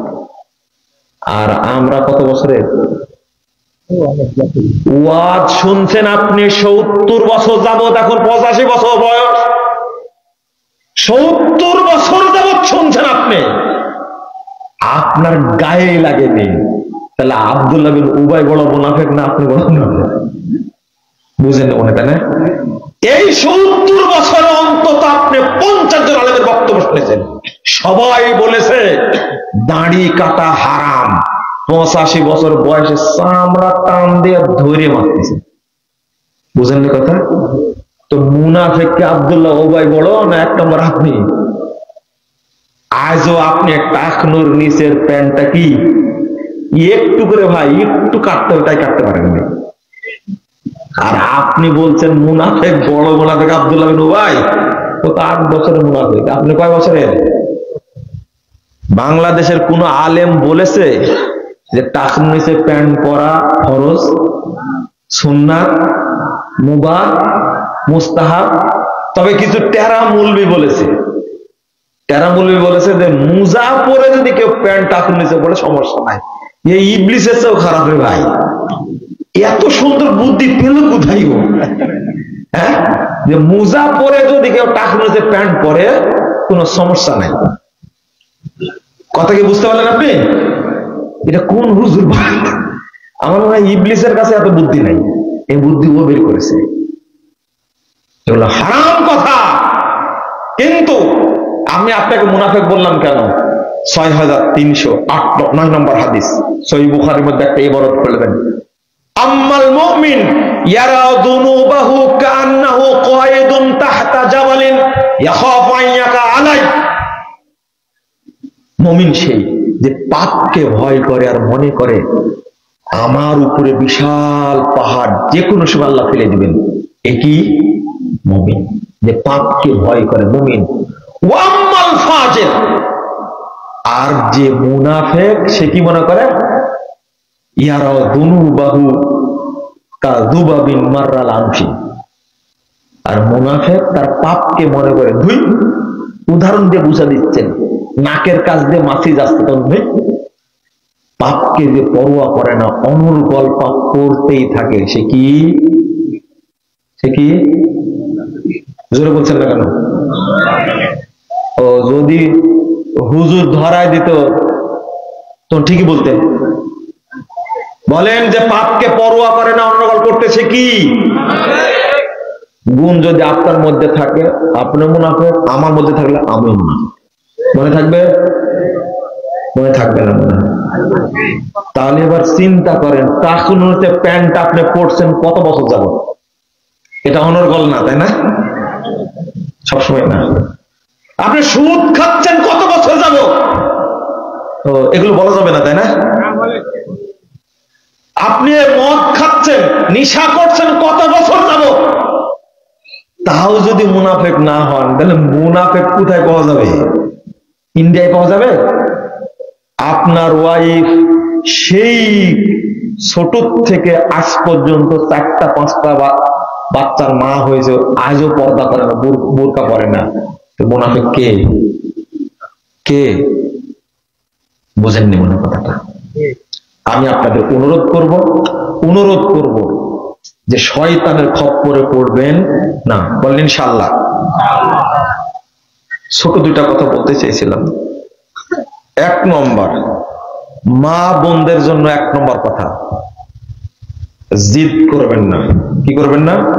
1 নম্বর, আপনার জিদ অহংকারের কারণে কিন্তু আপনার অধঃপতন। জিদ করবেন না। আল্লাহ রাসূল সাল্লাল্লাহু আলাইহি ওয়াসাল্লাম বলছেন, আল মুতাখায়্যিলাত ওয়াল মুতাবাররিজাত হুন্না মুনাফিকাত লা ইয়াদখুলনাল জান্নাহ। যারা জেদি, অহংকারী, গোঁড়া, তারা হলো মুনাফিক মহিলা, তারা জান্নাতে প্রবেশ করবে না। 1 নম্বর। 2 নম্বর নসিহত না, 1 নম্বরে বলতে চাই, আপনি মনে রাখবেন আপনার চেয়ে মা খাদিজা রাদিয়াল্লাহু আনহা অনেক সুন্দরী ছিলেন। আপনি মনে রাখবেন মা খাদিজা রাদিয়াল্লাহু আনহা আপনার চেয়ে অনেক সম্পদশালী ছিলেন। আপনি মনে রাখবেন আপনার চেয়ে মা খাদিজা ছিলেন অনেক অনেক গুণে প্রভাবশালী মহিলা। আরবের সমস্ত মানুষ তাকে সম্মান দিত। সেই মহিলার মধ্যে জিদ ছিল না। আল্লাহ তাকে এমন ভাবে কবুল করেছেন, পৃথিবীতে কোনো মানুষকে আল্লাহ সালাম দিলেন, কোনো নবীকেও না। কিন্তু আল্লাহ রাব্বুল আলামিন সেই খাদিজাকে সালাম দিয়েছেন। অতএব আপনার মধ্যে যেন জিদ না থাকে, অহংকার না থাকে, 1 নম্বর নসিহত। এবং জিদের কারণে আপনার আমিত্ব, আপনার অহংকারের কারণে আপনার অধিপতন। 2 নম্বর, স্বামীকে খাটো করবেন না। স্বামীকে খাটো করবেন না, আমি বলে দিচ্ছি খুব ভালো করে, স্বামীকে খাটো করবেন না। রাসূল সাল্লাল্লাহু আলাইহি ওয়াসাল্লাম বলছেন, ইন্নাল মারআতা লা তুআদ্দি হাক্কা জাওজিহা হাক্কা রাব্বিহা হাত্তা লা ইউআদ্দিয়া হাক্কা জাওজিহা। যতক্ষণ কোন স্ত্রী তার স্বামীর হক আদায় না করবে, ততক্ষণ তার রবের হক আদায় করতে পারবে না। বুঝলেন না মনে হয়? আমি জানি না শুনেছেন কিনা হাদিসটা, আবার শুনে ছোট কথা। যতক্ষণ একজন মহিলা, একজন স্ত্রী তার স্বামীর হক আদায় না করবে, ততক্ষণ আল্লাহর হক আদায় করতে পারবে না। নবী মুহাম্মদ সাল্লাল্লাহু আলাইহি ওয়াসাল্লাম বলছেন, এখানে আরেকটা হাদিস যোগ করি, লা তাজিদুল মারআতু হালাওয়াতাল ঈমান হাত্তা তুআদ্দি হাক্কা জাওজিহা। যতক্ষণ পর্যন্ত স্ত্রী তার স্বামীর হক আদায় না করবে, ততক্ষণ সে ঈমানের গন্ধ পাবে না, স্বাদই পাবে না। জটিল বিষয় যে। অতএব এই 2 নম্বর, স্বামীকে ছোট করবেন না। 3, স্বামীকে যদি জান্নাতে যেতে চান, তাহলে স্বামীকে খুব আদর করবেন, ভালোবাসবেন। যত রহমত বরকত পাওয়ার দরকার আল্লাহ নিজে নাজিল করবেন আপনার উপরে, পরিবারের উপর। বলি হাদিসটা বলি, রাসূল সাল্লাল্লাহু আলাইহি ওয়াসাল্লাম বলছেন, আলা উখবিরুকুম বিনিসাইকুম মিন আহলিল জান্নাহ। যারা জান্নাতে যাবে, মহিলারা, তোমাদের মহিলারা জান্নাতে যাবে, তাদের বিষয়ে আমি খবর দেব। বলেই বলছেন আল ওদুদ, যে সমস্ত মহিলা স্বামীকে তৃপ্তি দেয়, ভালোবাসা দেয়, প্রশান্তি দেয়, স্বামীকে প্রেম দেয়। আজকে এই হাদিসটা কোন বক্তব্য বলেছিলাম, তো একজন ভাই ইন্ডিয়ান, তিনি আমার কাছে মেসেজ দিয়েছেন, যে মেসেজ দিয়ে বলছেন, ইনশাআল্লাহ আমার স্ত্রী জান্নাতে যাবে। এই কথা এখানে যারা বসে আছেন একজনও বলতে পারবেন না। এটা আধুনিক মহিলা, এটা আমার ভুলও হতে পারে, তো বলতে পারবেন না। তবে এই ভাইয়ের সাথে যখন আমার দেখা হয় ইন্ডিয়াতে, তবে তার স্ত্রী সম্পর্কে তখনই বলেছিলাম, ভুলে গেছি। এটা আজকে মেসেজ দেখে হতবাক হয়ে যে বক্তব্য শুনে বলছে আমার স্ত্রী জান্নাতে যাবে, আমি নিজে আল্লাহর কাছে বলছি ইনশাআল্লাহ জান্নাতে যাবে, এইভাবে লিখছে। তাহলে তার কাছেও তো একটা স্ত্রী আছে, আপনার কাছেও আছে, তাহলে কত পার্থক্য না? আল ওদুদ, যারা, যে স্ত্রী প্রেমময়, স্বামীকে আনন্দ দেয়, 1 নম্বর, সেই স্ত্রী জান্নাতে যাবে। 2, আল ওলুদ, যে স্ত্রী সন্তান বেশি, আল্লাহ তাকে জান্নাত দেবে। আল আউদ, যে স্ত্রী তার নিজের ব্যাপারে আর সম্পদের ব্যাপারে স্বামীর সাথে দ্বিমত পোষণ করে না। তার সম্পদ আছে, স্বামী খরচ করছে, দ্বিমত করে না। তার যখন প্রয়োজন ডাকছে, এদিকে আসো তো, কিছু মনেই করে না। আবার উল্টা বলছে, ভাত বাড়া আছে, খেয়ে নাও। কি সুন্দর বউ পাইছেন আপনি, তাই না? বিশাল ব্যাপার। কয়টা বলেছি? 3টা বলেছি। 4 নম্বরটা হলো, বললে কি মন খারাপ করেন কিনা আল্লাহ ভালো জানে। মহিলারা এমনি আমাকে কি করে, দেখতে পারে না, খুব গালি দেয়। না, আমি মহিলাদের মর্যাদা সম্পর্কে বেশি বলি। মহিলা তো মা খাদিজাও, তাই না? মহিলা তো আসিয়া, মহিলা তো কি আয়েশা রাদিয়াল্লাহু আনহা। আহারে মুহাম্মদ সাল্লাল্লাহু আলাইহি ওয়াসাল্লাম মৃত্যুর আগে বারবার জিজ্ঞেস করতেন, আচ্ছা আয়েশার কোন দিন, আয়েশার কোন দিন? তখন তারা বুঝলেন এখন আয়েশাকে কাছে পেতে চাচ্ছে। আয়েশা রাদিয়াল্লাহু আনহা বলছেন, যখন আল্লাহ রাসূল মারা গেলেন তখন তার মাথাটা আমার বুকের উপরে, এই অবস্থায় তিনি চলে গেছেন। এই মহিলাকে আল্লাহ জান্নাতে শ্রেষ্ঠ স্থান দিবে না, কাকে দিবে বলেন তো? কাকে দিবে? 4 নম্বরটা বলে শেষ করে দেব। যদি আপনার স্বামী তৃপ্তি না পায় আপনার কাছে, তাহলে বুঝবেন আপনি একটা খান্নাস মহিলা। আমার কথা না, আল্লাহর কথা এটা।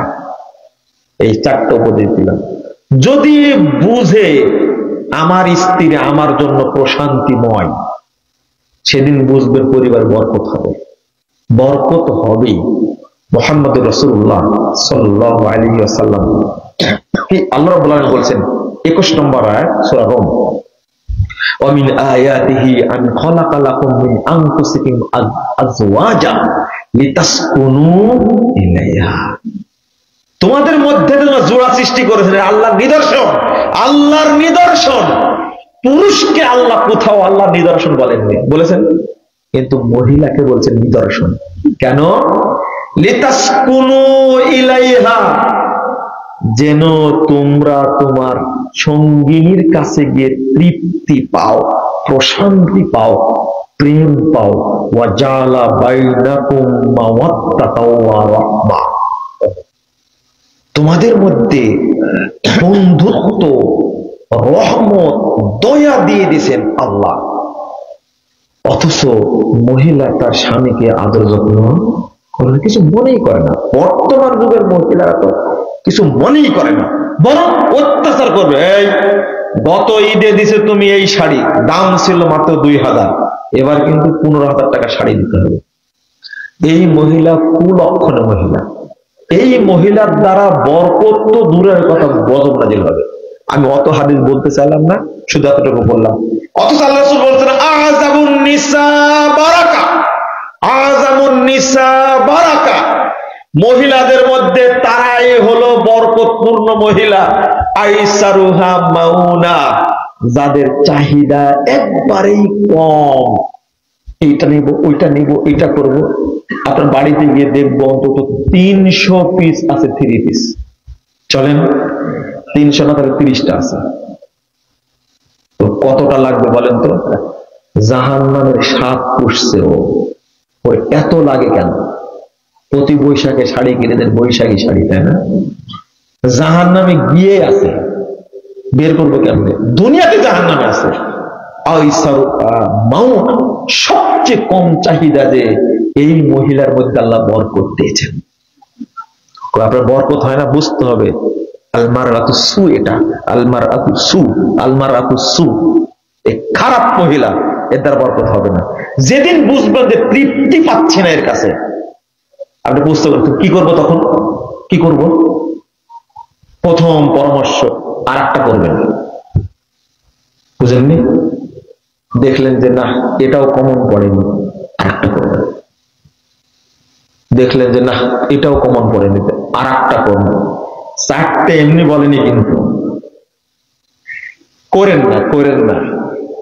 ওকে সোজা করার জন্য শুধু বলবেন, সিদ্ধান্ত মোটামুটি ফাইনাল, 1% বাকি আছে, বিয়ে আমি করবই। আসমান জমিন ঘুরে যাবে, ওর যত রকমের শয়তানি সব বন্ধ হয়ে যাবে ইনশাআল্লাহ। আর করবেন আর একটা, শেষ পর্যন্ত কি এই 4টে এমনি না, অন্তত একটা কমন করবেই। এরকম হতে পারে। 4টা করার কথা বলা হয়েছে। শোনেন বোন, আমি আপনার বিপক্ষে না, আপনার পক্ষে। কিন্তু হাদিস যেহেতু এইভাবে আসছে, আমি ঘোড়ায় আপনার দিকে নিয়ে যাবো কেমনে বলে তো দেখি? বুঝেননি কথা? হাদিসগুলো বললাম, হাদিস এইভাবে আসছে, তো ঘোড়ায় ওই দিকে নিয়ে যাবো কেমনে? এটা যদি বুদ্ধি দিতে পারেন আমাকে, কোনোদিনই না। স্বামীর কষ্টের কথা বললাম না, আল্লাহ রাসূল বলছেন হুয়া জান্নাতুক ওয়া নারুক, সেই তোমার জান্নাত, সেই তোমার কি জাহান্নাম। একজন মহিলা প্যাঁচ লাগাইতে বাড়িতে, কেন তোমার হুজুর জানে না যে মহিলার স্ত্রীর সুপারিশ ছাড়া স্বামী জান্নাতে যেতে পারবে না? এই হাদিস বলতে পারে না। এখন এই লোক বলছে যে ভাই আগুন ধরাই দিয়েছেন, চাইলে বাড়ি থেকে আমাকে বের করে দেয়। কেন, কি হয়েছে যে এই হাদিসটা বললেন না কেন? আর বলছে জীবনে শুনিও নি, তবে খুঁজলাম যে স্বামীর স্ত্রীর সুপারিশ ছাড়া স্বামী জান্নাতে যেতে পারবে না, এরকম হাদিস আছে কিনা। তো উলামায়ে কেরাম মন্তব্য করেছেন এই রকমের কোন দলিলের ভিত্তি নাই। এতটুকু পেয়েছি আমরা, আলহামদুলিল্লাহ, এতটুকু পেয়েছি। এখন মহিলা আরো ক্ষেপ্ত, এখন যতটুকু দলিল ছিল ওইটাও নাকি কি জাল নাই। এটা হলো মেড ইন ম্যাডাম, কথা কি বুঝতে পারলেন? এটা ম্যাডাম করতে কি বানানো। তবে হ্যাঁ, একটা হাদিস আসছে তোমাদের মতো উত্তম হইবাতে খয়রুকুম ইলা নিসাইকুম, এই হাদিসটা এরকম। তবে তোমাদের মধ্যে শ্রেষ্ঠ ব্যক্তি সেই যে ব্যক্তি তার স্ত্রীর কাছে শ্রেষ্ঠ, এই হাদিস আছে। কিন্তু কিন্তু আপনার জন্য কি স্ত্রী দোয়া করে? আমার প্রশ্ন, কোনদিন করে? কোনদিন করেন। আচ্ছা, আপনি কি আপনার স্ত্রীর জন্য দোয়া করেছেন কোনদিন? নতুন প্রশ্ন, রাগ করবেন না। ইনশাল্লাহ করবো, বিয়েই করেন মনে হয়। শুনেন, করেন না। অথচ রাসূল সাল্লাল্লাহু আলাইহি ওয়াসাল্লামের সাহাবী মহিলা গিয়ে বলছে, আল্লাহ রাসূল সল্লি আলাইয়া ওয়া আলা জাওজাতি, আল্লাহ রাসূল আমার জন্য দোয়া করেন, আমার হাজবেন্ডের জন্য কি করেন? দোয়া করেন। নিজে তো করে করে রাসূলের কাছে গিয়ে বলছেন আমার জন্য, আমার স্বামীর জন্য কি করে? দোয়া করেন। আমাদের দেশের মহিলারা মনে করে আমার স্বামী এত খারাপ, জান্নাতে তো দূরের কথা, আল্লাহ ওকে জাহান্নামে জায়গা দেবেন। হাসছেন কেন? আপনার পরিবারেরই সদস্য একজন যে বাচ্চা দিয়েছে, এই মহিলা আপনার ধারণা করে এইটা করে না? আমি ভুল বলিনি কিন্তু। আপনি কি পরিমাণ খারাপ চিন্তা করেন? আপনি অন্য মহিলার সাথে ফোনে কথা বলেন, এটা কি মেনে নিবে? আপনি কি পরিমাণ লুচ্চা চিন্তা করেন? তাহলে আপনি কি পরিমাণ ভালো, ধারণা তো ঠিকই আছে। বাড়িতে স্ত্রী থাকতে যে পুরুষ অন্য মহিলার দিকে তাকায়, ও লুচ্চা ছাড়া ওর ভিতরে যে আত্মাটা আছে, কুকুর শিয়াল শুয়োর আত্মাটাও খাবে। আবার ঠিকও বলছেন আপনারা, আমি ঠিক বলতে বললাম কেন? পরকিয়া করে স্ত্রী থাকা অবস্থায়, ও কি মানুষ? আমি কি জন্য বললাম কথাটা? এত খারাপ ধারণা করবে কেন? স্ত্রী সারাক্ষণ বাড়িতে বসে আপনাদের দোয়া করবে, কাজে গেছে, আমি আসলে, এই যে কথাগুলো বললাম, স্বামী যদি বুঝতে না পারে যে আমার স্ত্রীর কাছে আমি তৃপ্তি পাচ্ছি না, তাহলে বুঝবেন এই মহিলা বরকতি মহিলা না। ওটা গনিমত, শুধু মহিলা না, আল-মারআতু সালেহা হলো গনিমত আপনার জন্য। ওর কারণে বাড়িতে বরকত হবে। আমি এতটুকুই বলি। সাহাবীরা বললেন আল্লাহ রাসূল আইয়ুল মাল নাত্তাখিযুহা গানিমাতান, কোন মালটাকে আমরা গনিমত হিসেবে রাখবো? তো প্রথম বললেন লিয়াত্তাখিয আহাদুকুম জাওজাতাম মুমিনা তুইনু আলা আমরিল আখিরাহ, তুমি একটা সৎ স্ত্রীকে গনিমত বানাও, যেটা তোমার আখিরাতের কাছে, দ্বীনের কাজে তোমাকে সহযোগিতা করবে। আমাদের এখানে কোন লোক আছে যিনি বলতে পারবেন আমার স্ত্রী দ্বীনের কাজে আমাকে সহযোগিতা করে? মসজিদ থেকে যেতে দেরি হয়েছে তাই ঝাড়া শুরু হবে, আর কেউ নামাজ পড়েন, তুমি শুধু পড়ো, যাও মসজিদে বসে থাকো, তোমার কোনো কাজ নাই, এই যে চেঁচা শুরু হবে। এরকম মহিলাই তো আছে আমাদের মধ্যে, তাই না? তার বাপ তাকে শিখাতে পারে না, আপনিও আপনার সন্তানকে শিখাতে পারছেন না। অন্যদিন বলবো, অনেক কথা বলেছি। জাযাকুমুল্লাহ খায়রান, বারাকাল্লাহু ফিকুম। আল্লাহ তুমি আমাদেরকে কবুল করে নাও, আমিন। যারা আমরা এসেছি তুমি আমাদেরকে ক্ষমা করে দাও। আল্লাহ তুমি আমাদেরকে, আমাদের পিতা মাতাকে জান্নাতুল ফেরদাউসের মেহমান হিসেবে কবুল করে দাও। হাঁটুর উপরে হাফ প্যান্ট থাকলে ফরজ